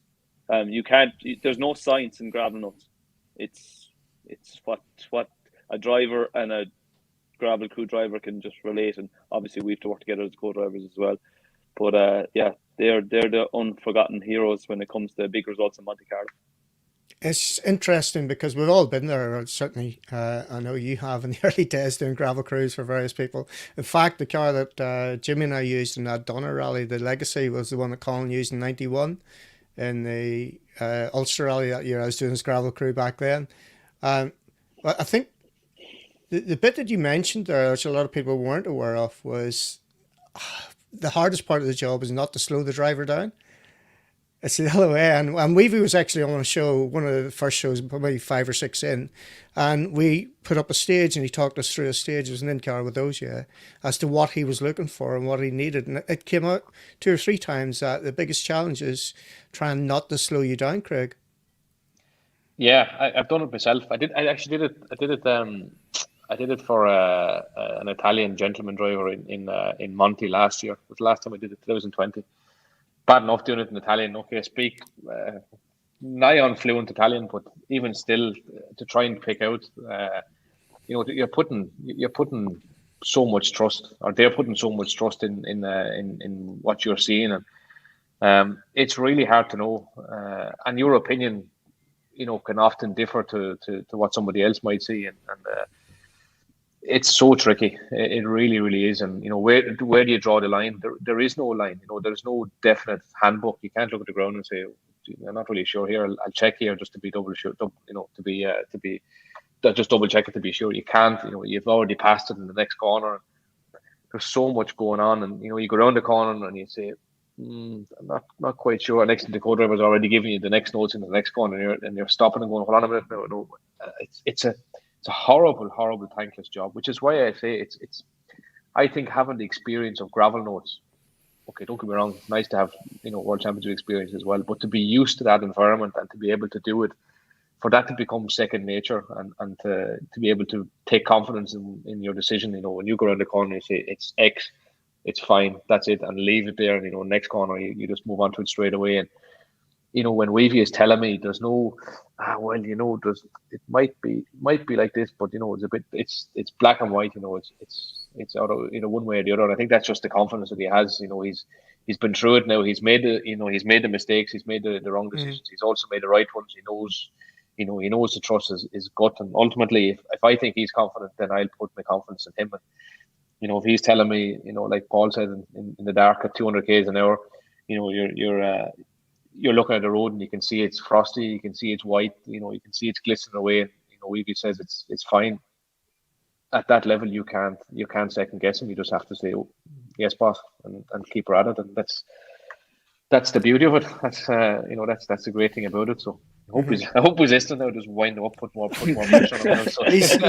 I'd say he's watching. If he's not, he'll be watching it tomorrow night or at some point. He's usually on piping up here, but I haven't seen him yet. I'm sure he's there somewhere. There's so many comments here.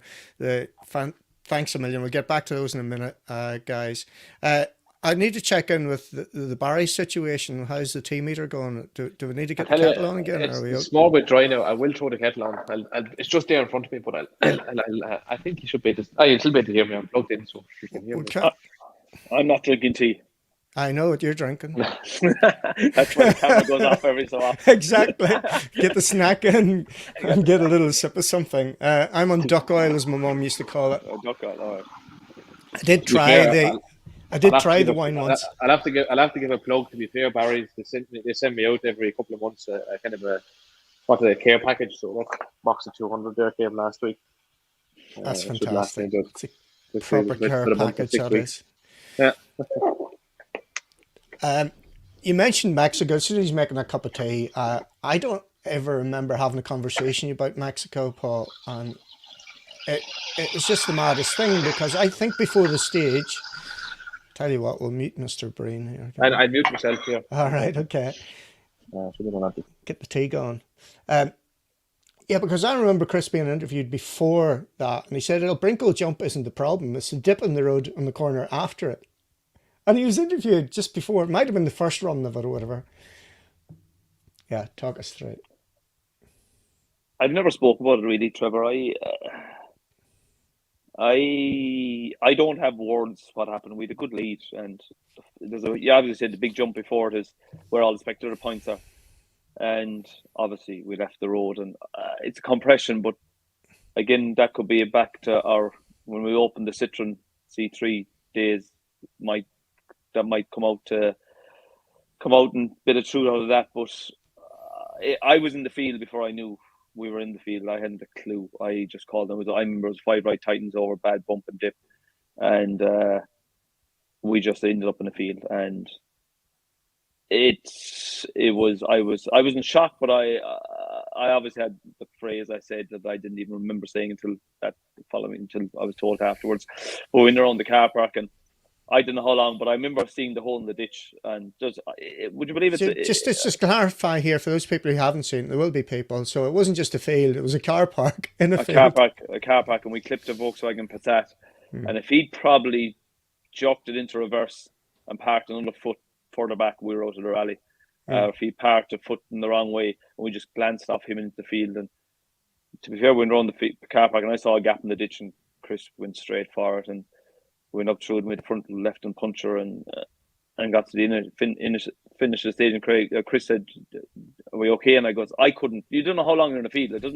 You don't know. We had I think we 30-second lead, like so, and we couldn't. And we didn't made one slip all weekend. It was near perfect, but you can look back now and laugh and have the best night ever and everyone laugh. But if that had went wrong, yeah.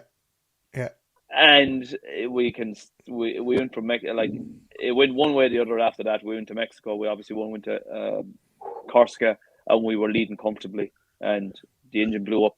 And if we'd got those couple of victories, like if the momentum was shifting, they went to Argentina, had a plane crash twice, and it just went. It was after Argentina, it went downhill. Then it was only one road, but.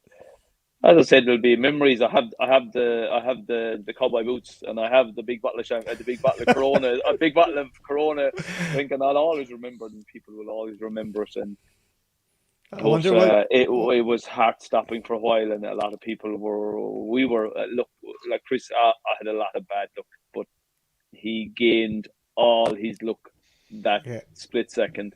It didn't matter what would happen, even if we turned the wrong way inside in that car park, we would have lost the victory. But anyway.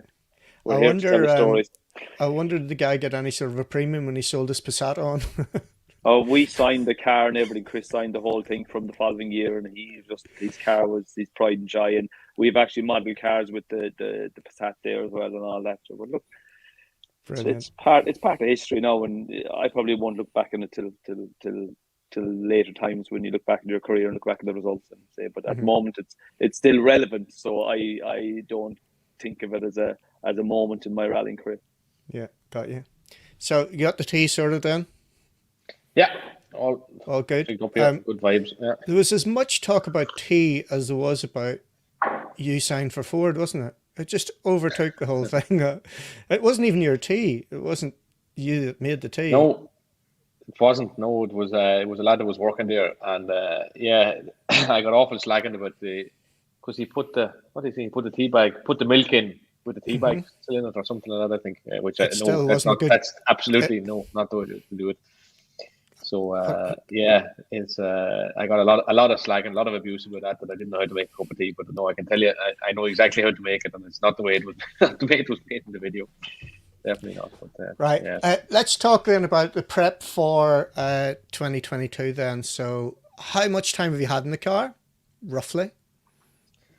In total, we had a day in Greystoke, and then 3 days in Spain, 1 day in tarmac and 2 days in gravel, and then another day in France for Monte. So 5 days so far. Yeah. And what else we got? One next week. Okay. One next week, yeah. One next week in Rovaniemi, in Lapland, and then 1 day before Monte, which is looking like that's going to be the rules for next year again. That we'll have a day before each rally, and then straight into Turini then on Thursday night. So there's only 2 days between us and the Thursday of Monte. 2 days of driving between us and the Thursday of Monte. So yeah, really not that much time at all, but. And can you do much out of the car? Is there much you can do without actually being behind the wheel? I'm just trying to think of how you can find an edge. Not a whole pile. No, just be ready. Obviously, try and have obviously the stages that we have done before, or the stages that have been ran before, not necessarily that I've done. Try and watch as much as the onboards and try to get as familiar with the stages as possible, like any other rally. And yeah, okay, I'm trying to obviously study the hybrid system as best as I can and try to understand, just how to get the very best out of it. So, yeah, just trying to be as best prepared as possible. It's not that far away at all now. The days are ticking on by. But yeah, no, it's anxious times. Definitely just can't wait to get going now and see what she's like. Get the stopwatch on her and see what the story is. That's it. And nobody knows till you get to that first stage. That's it. No, that's it. No one has a clue. That's the beauty. We've got no pre-season testing. There's no way of knowing. We can only compare against ourselves. And, she feels mighty at the minute, but that's no good for winning the World Championship. We need to see how it is compared to everyone else. Yeah. Okay. Can you actually compare it then, performance-wise, with what you've just finished in? So, I think it's too difficult to try and compare it. And like I said before, it's perhaps not the best idea because so many things have been removed for the car. So in some ways, it's going to be impossible for it to be better. It's impossible for it to be even comparable. I don't say that it's faster, slower, or whatever. It's just so many things are different that it's not the best idea because it's a whole different philosophy of car, and a lot of things are different, and it feels good. I enjoy to drive it, which I think is one of the most important things because ultimately when I'm enjoying it and it all feels nice and snug and comfy, it's generally when we do our best. So that's kind of what I'm concentrating on. I'm just trying to make a nice, safe car that feels confident. That gives me confidence, especially for a rally like Monte. It's over all the rallies of the championship, it's all about confidence. And it's all about feeling that one with the car, and not letting the conditions get so much in the way as difficult as it is. You just need to try and stay on top of it all the time. So that's all I'm focusing on right now, rather than trying to compare it to anything that we've had before. Got you. And when the snow's like it is over the top of the call, and it just seems that you're going far, far too slow, how do you cope with that? Like, how can you be patient in that particular situation? It's quite unique to that rally, isn't it? When you're doing a little bit more than walking speed, just trying to keep the car on the road, but it just feels so slow, no doubt.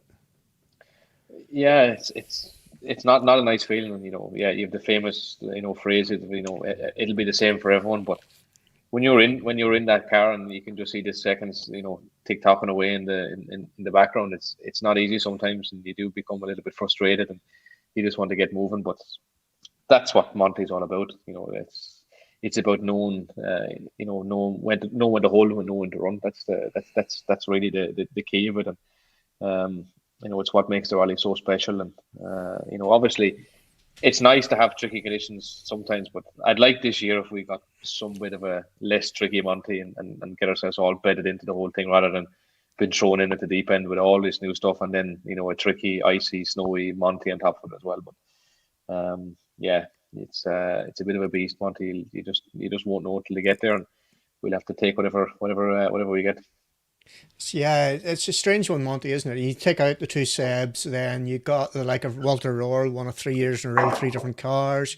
Mackinnon, a lot of people forget, won it 4 years consecutively as well. So, what do you think those guys were doing? Why was it so? Well, it wasn't easy for them to win it, but how could they consistently perform in Monte Carlo? Do you think? From I suppose my own generation and been there more closely on the ground. Anytime that O'Shea has won the event, uh, he he's the real master of compromise. He's Mm-hmm. just able to compromise all the time. And no matter what the situation is, and it goes for all the rallies throughout the year. He's just able to get on with it. No matter what happens or no matter what goes in his path, he's just able to kind of think on the spot and get around it. And he's not one of these sort of pre-programmed drivers that if something appears suddenly, it throws the whole process out the window, and he needs to kind of start from scratch again. So I think that's why in Monte, at a rally where it's constantly evolving, constantly changing all the time, he just kind of comes on to another level. And yeah, no matter what's thrown in his path, he just seems to never be phased, and he's always able to, settle himself immediately, refocus, and get on with the job. Same last year. I remember he got a puncture sometime during the event, and it was just like, and even for myself, I can imagine it would be a disaster, but it just was like a hurdle. Okay, Yeah. that happened, and now the next process is this. Let's do it, and then it's done. Um, and to me, that's why he's so successful. That's why he's a world champion, so many times, and he's yeah. I would say the ultimate rally driver. I don't say he's the greatest rally driver of all time. I don't say he's my favorite driver of all time, but he is the ultimate package of a rally driver, Yeah. and he's just able to do it all. To be fair to the man, not the fastest. Probably he would admit himself not the fastest, but just the jack of all trades in rallying. Really, he can just get it done. One for you, Paul, then, and then we'll go and get some questions from the viewers. But the one I have for you is I remember particularly Malcolm Wilson and Rich Milner talking about Julian and Gracia when he came, Ogier and Gracia came, and how professional they were. But they particularly talked a lot about Julian. Have you learned what that was? Have the guys told you what he did in particular that impressed them so much? No, I haven't. Well, we're still learning in M Sport, Mm-hmm. so I haven't heard much yet. I will obviously ask all the questions because Julian was a perfectionist, and obviously he's all the titles and accolades to follow it. Um, he's a really good lad. We've had a great relationship over many years, and I was fortunate enough to be his teammate when he won his first title back in 2013. And yeah, I will. Every day is a school day for me, and I always say like it doesn't matter how many world championship rallies I've done, you'll always learn. And I'm hoping Malcolm will pull me aside and say, right, Julian does it this, or Julian said that, or Julian. I criticism to me is a positive step, and as you get older as well, you take on all these points from different co-drivers or different team managers who've been around, and you take it all on board. But obviously, Julian and Seb were exceptional with M Sport, and I will hopefully get as much information as I can from Malcolm and Rich, and be as much prepared as I can with them, and see what they did differently, what we can do differently, what can we do as a team. And I'm always open to suggestions. And as I said, every day you go put on your helmet or go making pace notes is a school day, and the day you think you know everything, the day you need to stop or you're going to make mistakes. And the pressure gets more and more co-drivers. You've seen yourself, there's been a lot of co-driver changing at the moment, and the drivers put some huge effort into videos now, and we have to put huge emphasis on the pace notes. And I don't think people realize outside we call the bubble, the World Championship, what really goes on. Everyone sees the all life stages and all this fancy stuff and nice service parks and lovely cars and all this, but they don't see what really goes on, like the testing, the traveling, the work, the preparation. Craig probably would know all the stages from Monte already, or he'll have all the data downloaded from years gone by. All drivers are that. It's, if you brought someone with us and seen what goes on behind the scenes, they would be shocked. And it's gone to a level now that it's draining every rally, and that's the level it's at. Like, you went back there about Walter Roll and these boys winning 4 Montes. They're winning Montes by 10, 15, half an hour. Yeah. There's rallies being won now by seconds. Like, and every second counts, every tenth counts, every decision counts. And people don't see really what goes on. And you see the likes of the Osiers, Tannics, Craigs, all of these boys. There's people behind the scenes that are making this happen for all these boys. Except Osier and Gillian Grassi didn't win a world titles on their own. Like, they needed huge resources behind them and people that will never be seen on a podcast or seen on TV or seen on social media that made the thing happen. We speak about Citroen people. There's people in Citroen that did things for us that we wouldn't have won rallies. We wouldn't have won stages. Craig would say the same. We have people in Hyundai. We'd have people in Ford as well. And it's a completely, and it's actually got worse as the years gone on now. You'd nearly need a team of gravel crews and people, assistants and people helping out, and engineers. You need people, 10 people around you, including a team manager, to do the thing right now. And like, it's every detail must be checked, double checked. The gravel notes, like, I think the gravel notes in Eford, they spend 3 hours photocopying pace notes because they need to photocopy pace notes. If it was dry, if it was wet, if it was mixed, they'd give us different pace notes. Oh, that's just one aspect. The engineers, they work probably 20 hours a day. So, and when you go to Monte, it's another level because you have different weather crews, and it's all feeding back into the driver, co-drivers, and you need to sometimes sit out and look back and go, this is huge what's going on here. The people behind you, and anybody will tell you, anyone that is successful or wins world titles or wins anything huge, it's the people around them. Yeah, and it's very important. And like next year we have Malcolm and Rich Milner, and Craig said we've Weavy and Derek, and you have to build a community of people around you, and they will all help you win. And that's very important for us for next year. Yeah, keeping those people motivated, keeping them fired up as well to help you. That's what it's all about. We should really talk about your mate Andrea Adamo, and that was a shock to a lot of people then, Craig. He's gone. Yeah, he's gone away. Paul's on over. Yeah, look at obviously, yeah, it's this yeah, good man. I knew he would. Yeah, look, it's disappointing. Obviously, I had a good relationship with Andrea. I think he, to be fair to him, he gave us it was Alain Panas's idea, and I think to be fair, Alain pushed a lot.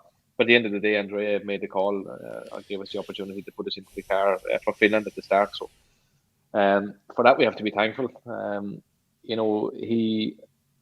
He's probably the only person I've met that's as passionate for the sport as I am.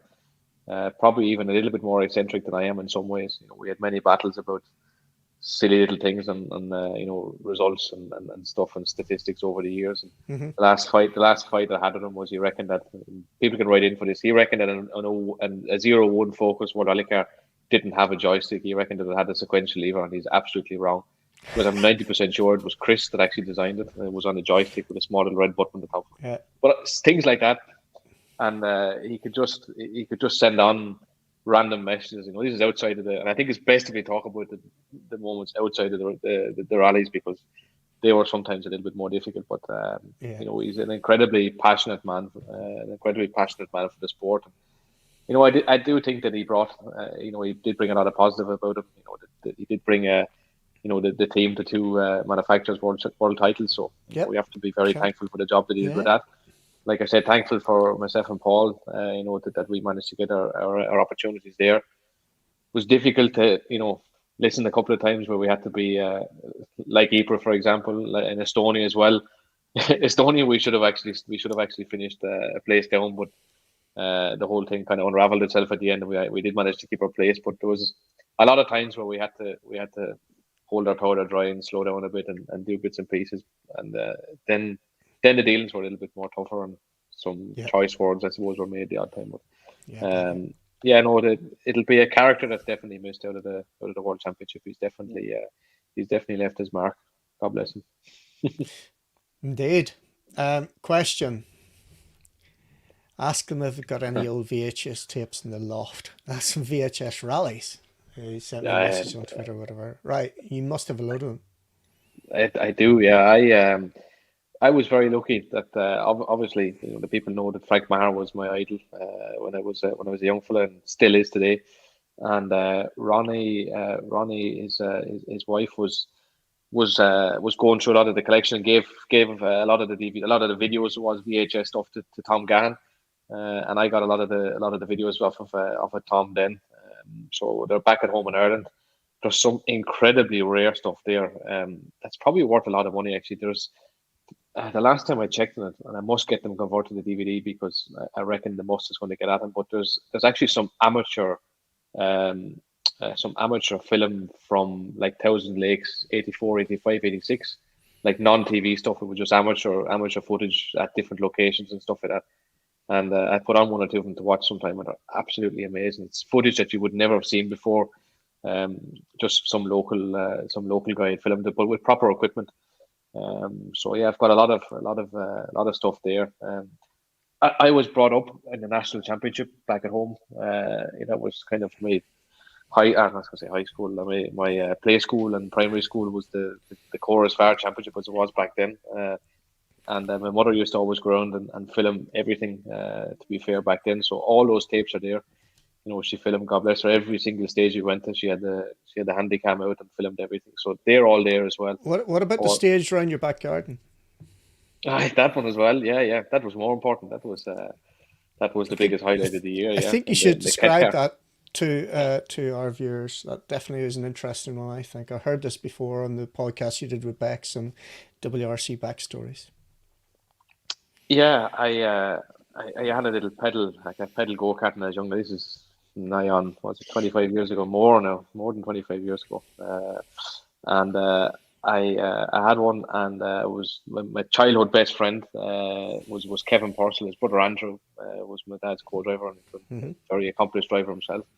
But myself and Kevin used to race these two little pedal carts around the house. So we felt the need to make it global, and we got my mother into video one of the rallies, it was very serious at the time. Borrowed a load of forbidden ground tape from the motor club in Carrick-on-Shore, and we put a couple of cones and bollards out for chicanes and whatnot, and we made a stage around the perimeter of the house. And I had my dad on the stopwatch, and we done a couple of stages, and it was all very, very serious, and it should be taken serious, and there should be no laughter. This was something that was a lot of thought had got into it and whatnot. So we're lucky enough. Yeah, my mother filmed all that, and the video for this is still doing the rounds, and even at the end of it, and waiting for the results to be totted up, and it was. There was an interview at the end of the rally. I felt like I was talking to Dougie Hughes, at the finish ramp of the rally at the end of it. There was a prize given, the whole lot, and I knew no different, and it was so serious because that was my whole life. I finished school over Friday, and depending if the rally was close, we'd leave on a Saturday morning, or if it was a Ballina or a Monaghan or Circuit of Kerry or some of those rallies, then we'd leave on the Friday night. I'd do all the recce's with him in the back of the car, and then back, in the really early years, then I would have went out with John Moynan and Anne-Marie in the chase wagon, and it's Metro days. That would have been one. That's in the Metro days. I couldn't carry a spare wheel, so we were out doing the chase, transit van, the big roof rack on it, and a load of stuff, bungee strapped it into the mesh in the back of it, and away. And that was my childhood. That was however many rallies, it was 11 or 12 rallies at the national championship back then, and tearing around doing every single one of them. So John Gillese and John Gillese and all these people, yeah. Mike Gibson and Gibby, all these people, Miles Maguire, Ed Signan, they were heroes to me when I was young fella, because I was seeing them every weekend, and these were all the people that were around. So rallying was was always so massive. Yeah, It it was still is. great, It's great great. childhood. That Great passion always childhood. shines through as well. It's brilliant. Absolutely fantastic. And there's loads more videos that you mentioned as well, but we'll need to move on. I think the whole idea of VHS rallies is they've got some special equipment. It's all latest stuff because the whole focus of that particular organization is trying to save these videos from rotting away in people's lofts. So yeah, it's something we should maybe get No, they're sorted brilliant. for. I have to say, he keeps me entertained. He put 96 RAC, the year that it was opt out of the World Championship, put up last week when Stig finished third. It was in the Felicia in the snow, so that was a good one. I watch every single one of them. I'm subscribed to it, and the minute that I get a notification, I watch it straight away. So follow everything. Thanks. Keep it up. 1996 was when Fred Gallagher was walking back into the hotel at 12 o'clock at night, and Stig and Benny were at the bar. Clearly had a couple of beers, and Fred said to him, "Oh, Stig, what stage did you go out on? I'm so busy I didn't notice it." He says, "No, we're third." Yeah, no, Only Stig brilliant. could do it. Absolutely, That was the absolutely year, brilliant. you like this as well. That was the year that it was based in Chester, Yeah, and certainly, Chester. Sega Saturn had put a console up for the whole weekend, and the fastest time on a Sega Saturn console. Oh wow, There you you won go. I used to race Weavy actually. it. Uh, yeah, I used to race Weavy in the Corollas at that particular time. Yeah, I threw it away afterwards. I don't know why. But so where did we get to here? We got to Mr. Champion, and congratulations, Ryan Champion, on winning the Roger Albert Clark. That's great. So you'd nearly done it, didn't you? Yeah, to be fair to Phil Mills and Viking Motorsport, the plan was that we should have done it. But and it was all firmed up and everything in place. To be fair to Phil and the team, they put a massive effort into getting the car ready. And then a couple of weeks out, obviously Seb was going doing some testing, and he was, let's say, quite definitive in the days that he could do it. And unfortunately, the day that he wanted was, yeah, it was enough to mean that we'd have to test on the first day of the rally, the Thursday of the RAC, and we couldn't. I would think it was the Wednesday, but we wouldn't have got back in time for the start of the rally. So yeah, unfortunately, had to pull the pin on it. But absolutely, what I want to do. It's. I've not got. If ever there was a rally made for you, it's that one. It's that one, but someone needs to go and do it for the circuit. Someone, please God, someone needs to go and needs to come up with the same concept and do a Circuit of Ireland. It's absolutely screaming out for it, and I think Yeah. it will be so well supported. And to get a historic rally like that, do the stops and do the runs in Killarney, do a stop in Waterford, back over up the west, up the Bantry Mountains. Like, it would just be. To me, it would just be amazing, especially now the road network is so much better. You've got Yeah. so much motorway access around the country. Get it sorted. Get Bobby get the world championship first of all, and then get onto that then. The only time I ever did the long rally, proper 55 stage rally, and we retired on stage 52 on Tuesday morning. Yeah, not good. Nearly home and Not dry. good. I know. So yeah, speaking of Rally Northern Ireland, Chris Canavan says, any word on the World Championship come down next year? So let's talk about the rally coming to Northern Ireland then. Poor old Bobby. He's trying his damnedest, to be fair to the man. He's basically putting his whole heart and soul into making it happen. I don't know. Honestly speaking, I don't know what the situation is right now. But what I do know is there can be no more effort put in on the organising side, because they're literally putting out all the stops and doing all that's necessary to try and attract the event. But I haven't heard. I haven't heard anything in the last couple of weeks anyway, or last couple of months. What's happening? But rest assured, it's in the best capable hands. And yeah, I think I speak on behalf of the whole island that it'd be amazing to get the World Championship back there again, and a just reward for all the effort that Bobby's put in and his team for the last God knows how many years at this stage. Trying to make it happen between getting the Circuit of Ireland, up and running again, up into the European Championship. Getting that going, and now the WRC project. He deserves this, to be fair to the man. He really does.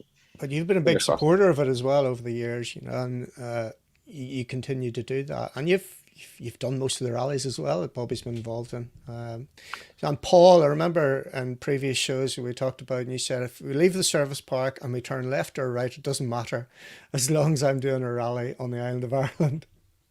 For sure. Like we all know, Bobby has put in huge effort. Like, and I think it's crunch time now. There's a World Council meeting during the week to ratify the rules and calendars and the promoters involved and all. But like Bobby has given his heart and soul. I think the whole of Ireland, North and South, needs this rally. And like we've gone through tough times the last 2 or 3 years with COVID and insurance and a lot of politics in Irish motorsport, North and South. So to get Bobby and have a World Championship rally in the country, and obviously the two of us are in a World Rally car, and to have us there, and there's a few other junior drivers in WRC, Josh McLearen and a lot of boys. It gives a great boost to the community. Like, and Ireland's flying at the moment in motorsport, and like Bobby, if it doesn't happen next year for Bobby, it'll be hard to see it if it doesn't happen, because like if you ever speak to him, like he's passionate, he wants it, he wants everything. Like, and everything's been thrown against him, the COVID, the restrictions, we're in lockdowns, not lockdowns, and he has done everything he can, and for a country, I think if it happens, he'll have huge support. He'll have support from North and South, running a rally, getting the stages and everything, and fingers crossed. I think decision time is getting closer, and I said I haven't been speaking to Bobby in a while now. I'll leave him be, and Craig has been speaking to him, but fingers crossed to have a World Championship rally in Ireland next year. And it would be my 100th WRC start as well next year, so it would be nice to have that there as in rally in the North. For that would be something special as well. Well, it's not just for the island of Ireland, of course. It's a UK round of the World Rally Championship. So if it leaves, it ain't coming back for 2 or 3 years, because we've got these candidate events that are going to be part of the European Championship, same promoter, and Ape will step down to that. And you know, that's the big challenge, and it's just down to some civil servant needs to sign it off and get it done. But if it comes down to budget, I honestly think if it's budget, there'll be a big push to get a budget together. If the government don't see the value in it, there'll be plenty of boys maybe do. So watch this space, all to say. Let's look at the second part of this question. Any reliability concerns with the cars next year, especially in the all-electric road sections? I think we've probably covered that, unless you want to add anything else, Craig. No, there's obviously going to be some concerns. You know, there's going to be a lot of new technology in it, especially like Paul touched on the Friday at Monte. You know, we drive out to the service park that morning, we have day, and we come back again that night. So you know, it's going to be straight in at the deep end. But so far, so good. The car has been performing really well. You know, both from a reliability point of view and performance. So we just have to hope that continues on. Yep, as I said, we've got form in previous iterations of cars and they come out for the first time. Dave Welford, question specific to Tony Pond's 6R4 in 2017. There was a few tears shed that day, I can tell you. Yeah, that was an awesome experience. I was along at a track day there, and for the Metro 6R4, there was an owners club, and before we even owned one, actually, that was, I was very, very lucky to get a spin in Tony Pond 6R4 from the Argyle stages in '85. The car was so well put in. Period. It was exactly like it was after he drove it, and an incredible experience. I have to say, you know, I think people know how much the 6R4 means to me. That was the car of my childhood, and to get to drive one of the most famous ones was something really, really special. And definitely can remember that day really well. So it was something really special. Brilliant. We just spoke about him. Ryan Champion is a huge Tony Pond fan as well. And the Absolute Rally Christmas pub quiz about 2 years ago, he just blitzed us all. He could even tell you the size of Tony Pond's moustache to the nearest millimeter, that sort of stuff, you know. So I think for the quiz this year, you need to come on and be part of my team. So it's me versus Jack Benyon and Ryan Champion. So because I'm an old get with dodgy dementia going on, I think we should form a team. I'll put that to Mr. Simpson, see what he says. What he'd say. Sounds good. Yeah, you'd enjoy that. You would love that Christmas pub quiz. That's a bit, yeah. What would your special subject be?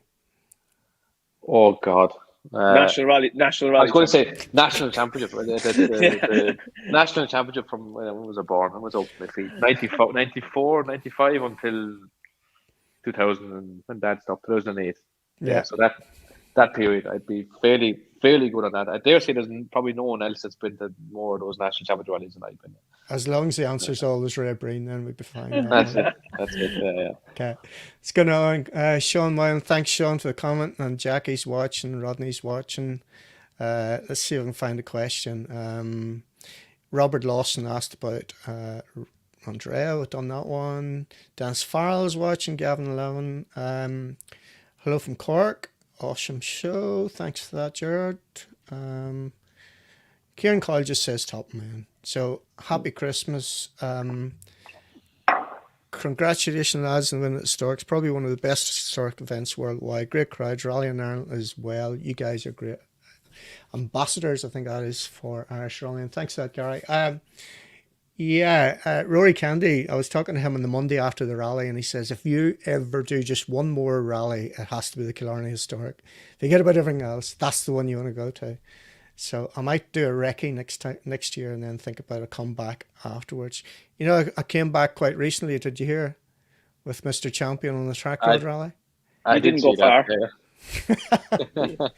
That's the thing, right? I go out with him and we do 3 minutes, 3 mile, and the thing shits itself. And then he goes and wins a 5-day rally with no bother. The car could have done it again. Anyway, 3 minutes straight to the pub. That's my way of doing it. It's much better, I think, than 5 days in a Porsche around snow and ice. Here's one. Your end of the world. County Kerry. It's in County Kerry, Sean. You should well know. Yeah, Sean is part of his photographs I saw after that historic rally as well. With Mr. Kennedy with a pint of Guinness in his hand, but I bet he didn't drink it. Summit run, yeah, we did talk about that. Thanks, Pat. Yeah, I think this is the sentiment for all of us here. There's loads of comments. I could keep going here. I'm just conscious now, guys. We're 2 hours in. Did that go quick? Jeez. To be fair, Trevor, we have to thank all the people that come out to the rallies during this year. That was like the boys have struggled to get out spectating, and a lot of boys come and support us, and especially Finland. Like, and restrictions are hard now with doing COVID tests and getting out the country and work and the whole economy, and like they give us huge support, and we probably haven't the time to be out talking to every lot, all of them and everything, but like we really appreciate everyone that comes and support us on either social media or calls or rallies, and it's going to be a lot bigger next year, and hopefully with the world in a better place, we'll have a lot more people. And I just have to say we have to thank everyone that spends their money, spends their holidays, and makes a huge effort to come out and support us, and to see the Irish flags hanging off the ditches and any rallies next year. Like, we really, really do appreciate it. We probably mightn't say it or see it enough, but I think we're speaking. Craig will say the same. Like, they're super people to have anywhere in the world, and we really appreciate that. And you see the flags everywhere. You're watching it all live. Like, it's obvious, you know. It's great. No, it is, to be fair. No, it's always amazing. Finland, even the same again. You know, and they always find the ropiest, hairiest spots to stand in. I don't mean standing in dangerous places, but they always find the corner where it's nearly flat, and you know you'll have to have a thing like that corner, like where that video came from Finland. There's another shot from the other side of the road with a fella close to home actually as well. So they always find those spots. But you've got the like of Damien Crawford, you know, was the president. I don't know, he's certainly involved in Donegal Motor Club, and he's been out there 40 years. Every year, more or less every year, you know, so they know exactly where they're going, all the shortcuts, how to avoid the traffic. Not stupid. Fergal O'Rourke, great to see you back. Best of luck to the lads, great ambassadors. Never forget where they come from. Will they make legends this year? I think they will, definitely. Great to see the likes of the Legacy rally again, but how car setups have moved on. Yeah, I think we covered that. Chris, good to see you. And Liam Leash, Heartlands Rally Sprints in Stradbally Hall, will be a good one to try. There you go. It's the next one lined up for you. Liam's suggesting that. Greg McCarthy's here. Good to see you, Greg. Who else? We've got Mark Van den Brand. Hey, Mark. So that's got to be a BMW connection, is it? Yeah, that's Matt's. That's Matt's dad. Matt and Mark came over for Killarney, so they prepared an amazing car. And I dare say they'll come back again. They sampled a good bit of what we had to offer down here. They had a great weekend, so I know it was good. Brilliant. And I see Greg McCarthy there. They're all the West Cork Motor Club, and of course I'm obviously a Killarney man, but for me, West Cork was my first big international win, and I've won down there 3 times, and it's more or less my second home. It's a superb rally, and we had a superb weekend down there. And I always plug West Cork because like it's a clubman rally ran very professionally. And to be fair, with all our results in the World Championship and everything, the party in West Cork on the Sunday night is as good as we've had in a long time. Yeah. I Yeah. heard that Well done, Mr. West Cork. Yeah, fair play. Yeah, no, that was. I heard Mr. Breen was on the dance floor cutting some shapes that night as well. That was, yeah, Any yeah. rumour No, of West that? Cork was West Cork was a big night in the village. To be fair, yeah, no, that was yeah, no, great rally. Really enjoyed it. Really Yeah. enjoyed it. Have to get back at it again sometime. Have you checked out the family trees and all of that? Because Henry Ford's father, William Ford, was born very close to Clon, you know. Yeah, what's the name of the village called? What's I can't remember, but yeah. So you clearly must be related somehow, and that'll definitely help sway a few things over in Dearborn. So yeah, next time you're over there, you can have a chat with them. I'm sure there's something around that. So Jerry O'Brien, good evening, Jerry O'Brien, Clare Motor Club. He's up close to the BMW Malls Cap doing start timekeeper. Well done, everybody involved, especially that Roger Albert Clark rally, the volunteers and that, the blizzards and the stuff they were stood out on. Incredible. Thanks for that, Jerry. Podrick, well done to the lads. Really putting Ireland on the map for rallying and trailblazers for the best cup for the future. And the Puma. Trev, what do you think the boys of Andrea leaving the team have done that one? I think that's a double. Any chance you bring the escort to some rallies in Ireland? No. no, Paul was saying no. Next 2 years. Yeah, well, to be fair, I've made a promise to Paul and to my father and to everyone Malcolm. basically. That Calm yourself down. that I got all the historic stuff out of my system. So I did I went off and I did Wexford and I did the Killarney and Legends in the escort, and that was to kind of get it all out of my system. So there's 2 years now where myself and Paul are going to give everything Full focus to try and give the World Championship a go, and then and then we'll come back and we'll play with all the toys we want. And after that, so we've plenty of time to like play with toys. Exactly. The only thing that I'd like to do, obviously, I have Frank Sierra, the 3-door Sierra that he won the circuit in '92. Right. Just tell us a bit more about that, because a lot of people probably don't know that. So yeah, the 3-door Sierra that Frank used in '92 to win the circuit, that famous circuit that yeah, pretty much put him on the map big time. I managed to buy that car at the start of this year. It was an ex-Russell Brooks car. So the car is actually back, or was back in the Andros Heat for Hire livery, and it was obviously it had quite a lot of history. Been one of Russell's cars, but I was with absolute full respect to Russell Brooks, I was more after it, obviously, for Frank's history with it. So managed to get that car, and it's in the middle of a full restoration process now at the moment. Tom Gahan is stuck in the middle of it, and absolutely no better man to be at it. No better man. Exactly. So I'd really like to do something next year, because obviously it'll be 30 years next year since Frank won the event, and unfortunately at the same time, a very close proximity, it'll be 20 years since his passing. So I'd like to do something with the car, not necessarily an event, not necessarily a competition, but something to market. I'm hoping that the car should be finished around then. Mm-hmm. Obviously back in its livery and everything, and I'd like to do something just to market around then. Like I said, maybe a drive around some of the stages of the event that year, or something like that. So we'll see. But regards to competition wise in the historic stuff, no, I need to wait until I'm an old fella like the rest of them doing it, and I can go back and do it. That's what I've been told. Very formally. Yeah, I can imagine. Hi, Laura. Merry Christmas to you guys as well. The whole Donegal family. Paddy Riley was the man. Yeah, that's the YouTube thing. Older video YouTube channel is hilarious. Okay, yeah, we're all there. Jason, Merry Christmas to you all. Really looking forward to the WRC next year. Really hope we get WRC Northern Ireland. The Glens and Tor ahead. Talk us through that stage then when you did it in 2016 then. Yeah, it was fairly epic, to be fair. We're lucky because that weekend was a fairly sort of guttery, wet, damp weekend, but we got one relatively dry run over that full Glen stage because it was only ran once in the long configuration where you had a Glendon or a Lodge or whatever you like to call it, and Torhead all linked in together. Yeah. And geez, yeah, just unbelievable. What a roller coaster of a stage. Just mind blowing, especially when you get up onto the coast road, up onto the wide road at Torhead. To be fair, that DS3, as bad as the car was in some ways, we had an Irish tarmac damper that, to be fair, Tom, my engineer, had done for the 208 the previous year, and we managed to get it in for the DS3 that year again with Davy Greer. It's great doing rally with Davy as well and all the boys. Yeah, and geez, really, really enjoyed it. Just everything flowed. The car was working so nice, and notes were perfect, and it's really something special. It's a stage I'd really love to have a go at in the World Cup and just see what it's like. But, no, it was nice. We're quickest 24 seconds quicker than everyone else or something like that over it. So it was the choke was out. I remember one of the big jumps in Glendon, the nut gun came loose in the back of the car, and it was stuck flat out. The trigger got held open on it, and it was vibrating and clunking away the whole way during the stage.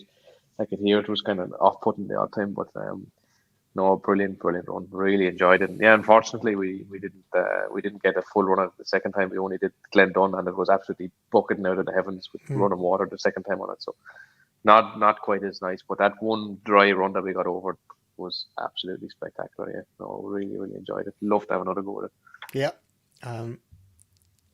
Hello from London. Great, Pat Mullen. Paul needs a deeper cushion. Okay. Well, you don't look as relaxed. I'm happy. I think you are. Yeah, it's suitably relaxed. I've the legs up. They don't see the legs up. Like I'm up in the couch here. Lovely, cozy here. I tell you, you're settled in. You are for the moment. What are you doing for Christmas then? What sort of time off do you get, Paul? I said I said earlier on the show we're in Robinemi next week. We leave Wednesday. We're back Friday, and we're home then for Christmas. Perfect. And then, as I said earlier, the new rules need to be finalised. I think it's 1 day testing per European rally next year per driver. We will have a hybrid FIA training day. Yep. Which will be very close to Monte Recce starting around that. So, and we have a test for Monte. So we do it days next week, and then we're home for Christmas, and then we will probably leave for Monte test the 10th, 11th, 12th of January. Okay. And then we'll be home a few days, and then we have to do this hybrid thing, I said, and there'll be a lot of FIA things, I think, with new rules, new regulations, and then with the promoter and WRC TV, you have a load of TV things to do, preparation for that.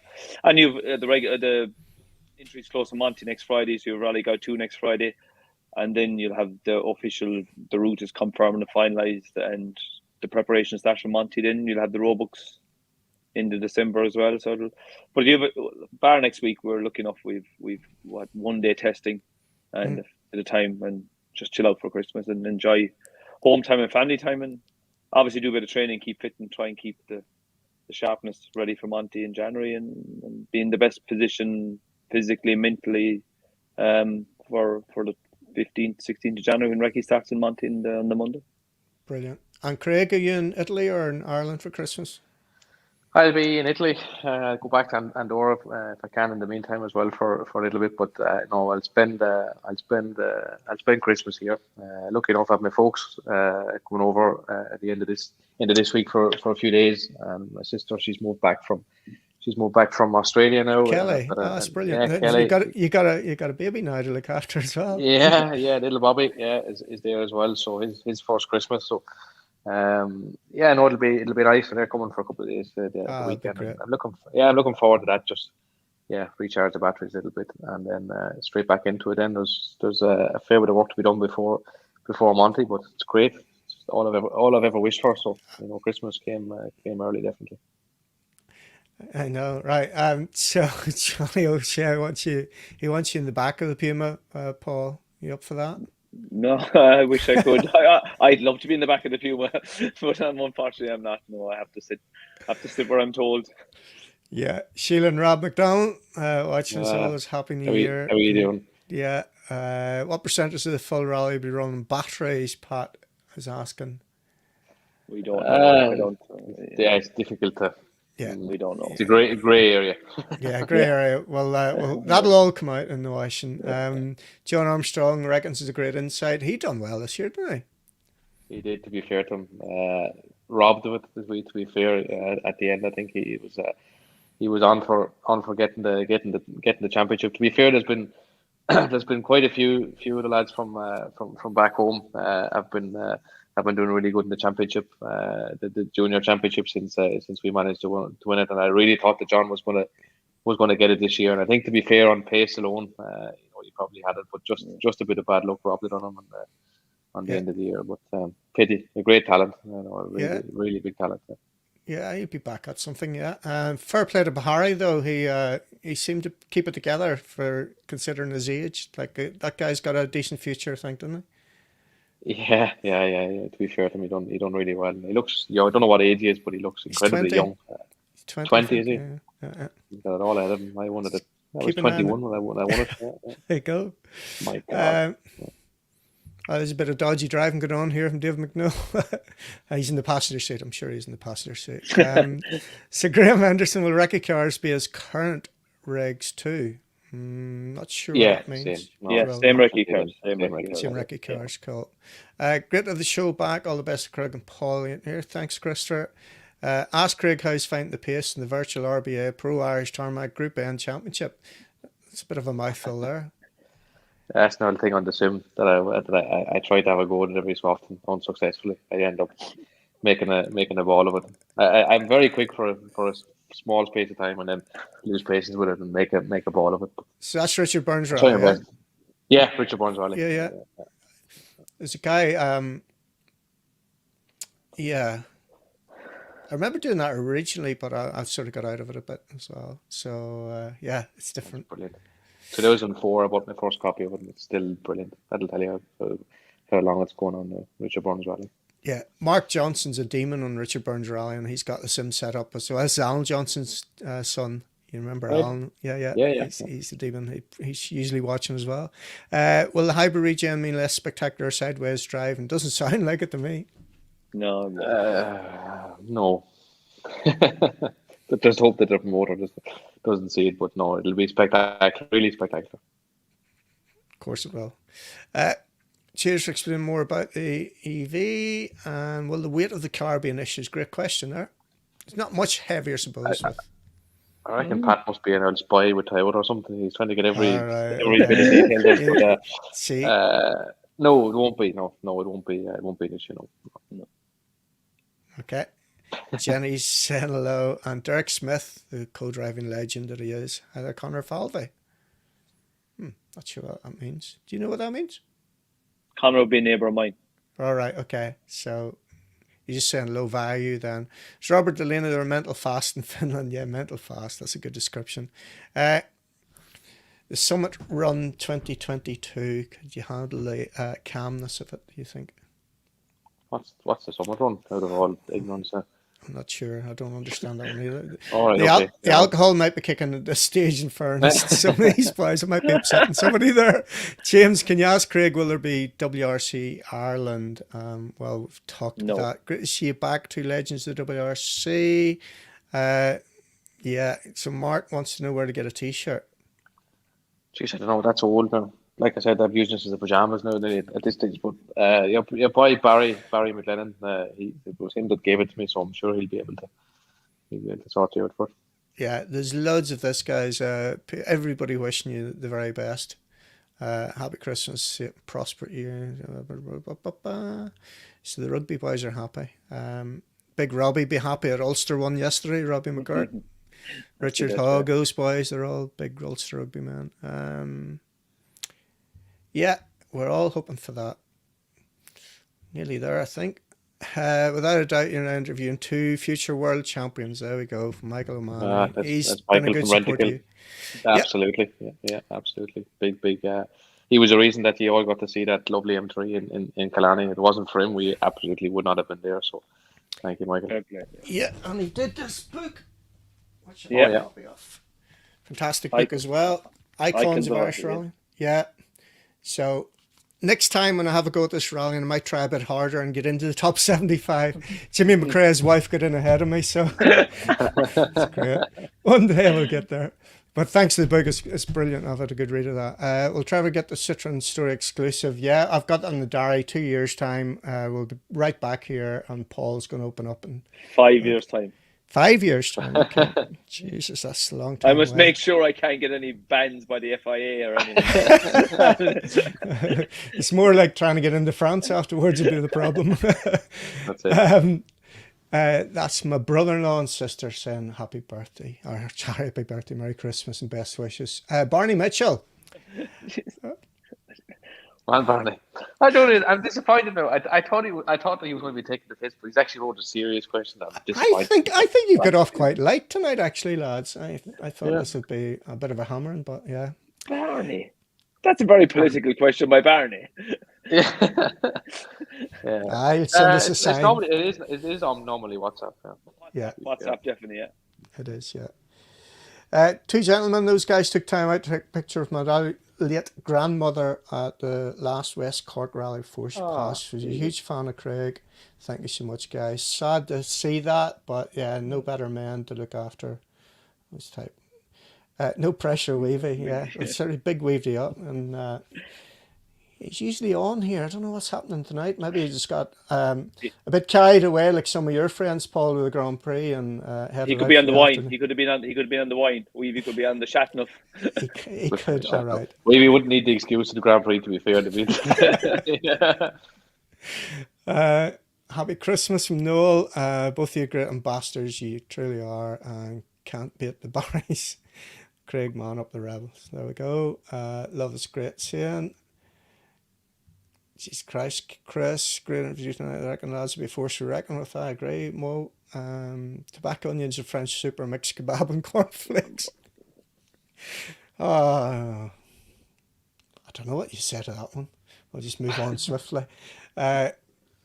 Insightful, yeah, it's good. Yeah, thanks for opening up, guys, and give us a bit more of an understanding about these hybrid cars. Back in the top step, definitely will be Stephen Dunlop, engineer of ours from a long time ago, 2003. He was engineered our was car. was our engineer. This were you there? Was he with us in San Remo? Yeah, he was. Yeah, was it? Oh, it was Stephen. Yeah, Edinburgh. Yeah. Done a couple of rallies. Thanks, Stephen. Yeah. Craig, I have a different appreciation for the drivers of the past when you drive the Legacy and M3 in anger. Absolutely. Yeah. I hope you drive the Legacy with one hand. Like you need one hand. No, to be fair, to be fair, Bertie had the one-handed Legacy and Impreza thing off to the tee, and apart from that, obviously getting full bobble hat, but the Hewland dog box, which is the same in the M3 and the Legacy and the Impreza, it's obviously made with a gate slightly off skew. Yeah. It's skewed that way to aid a left-hand drive car, but they don't change it.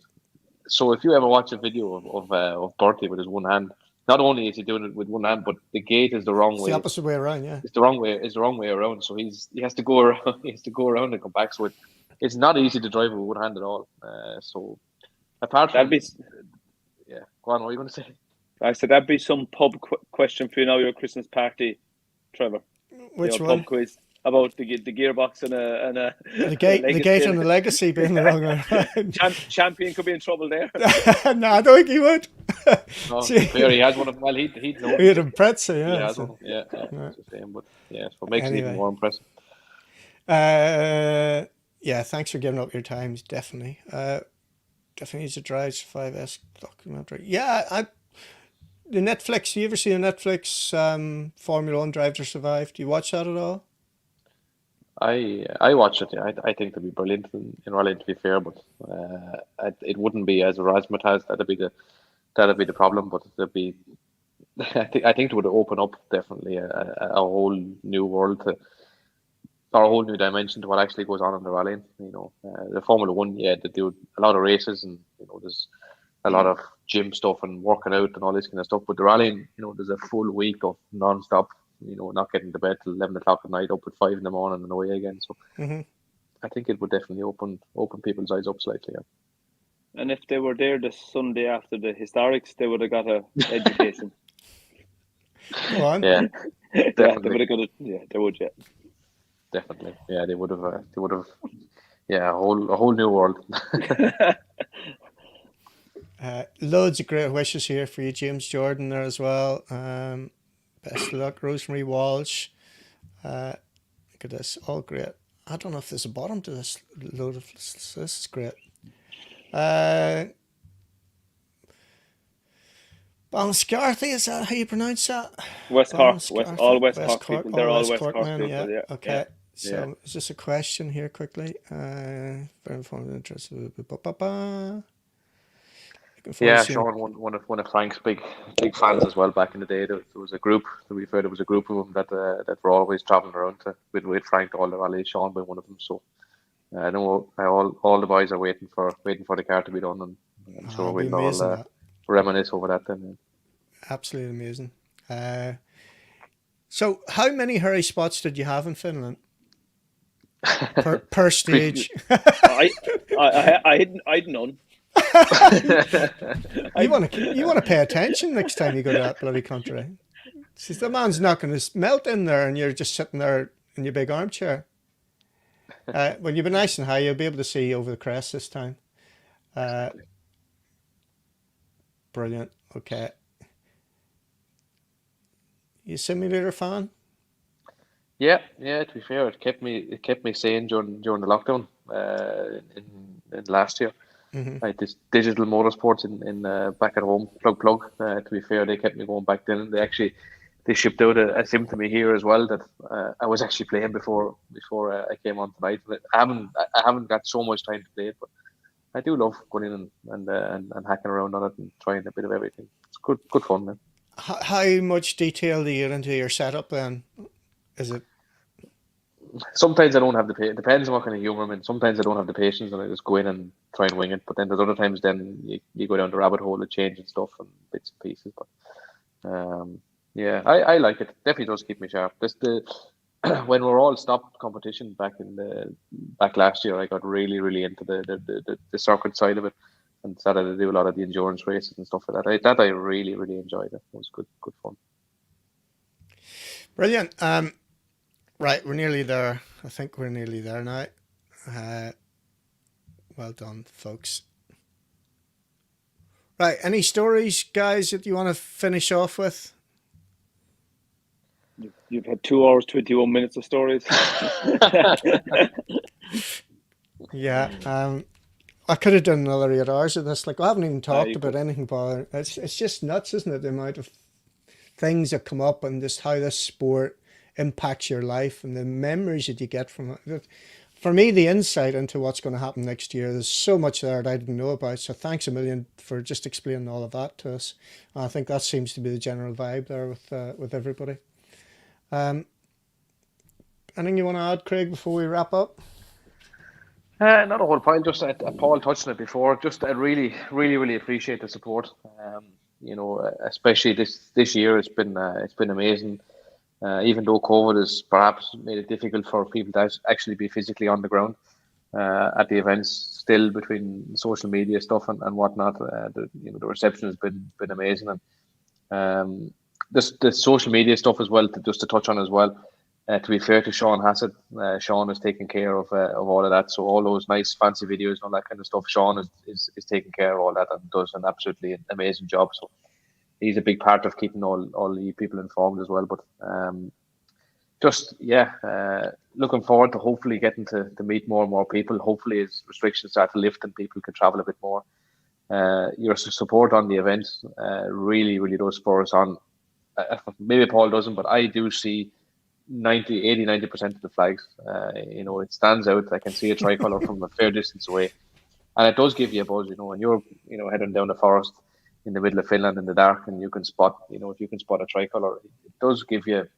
I won't say you go a gear higher around the corner, but you do feel it, and I do really appreciate the people that make the effort to go there, and they try their best to cheer us on and support us. It's greatly appreciated, and I hope that you two enjoy the journey next year.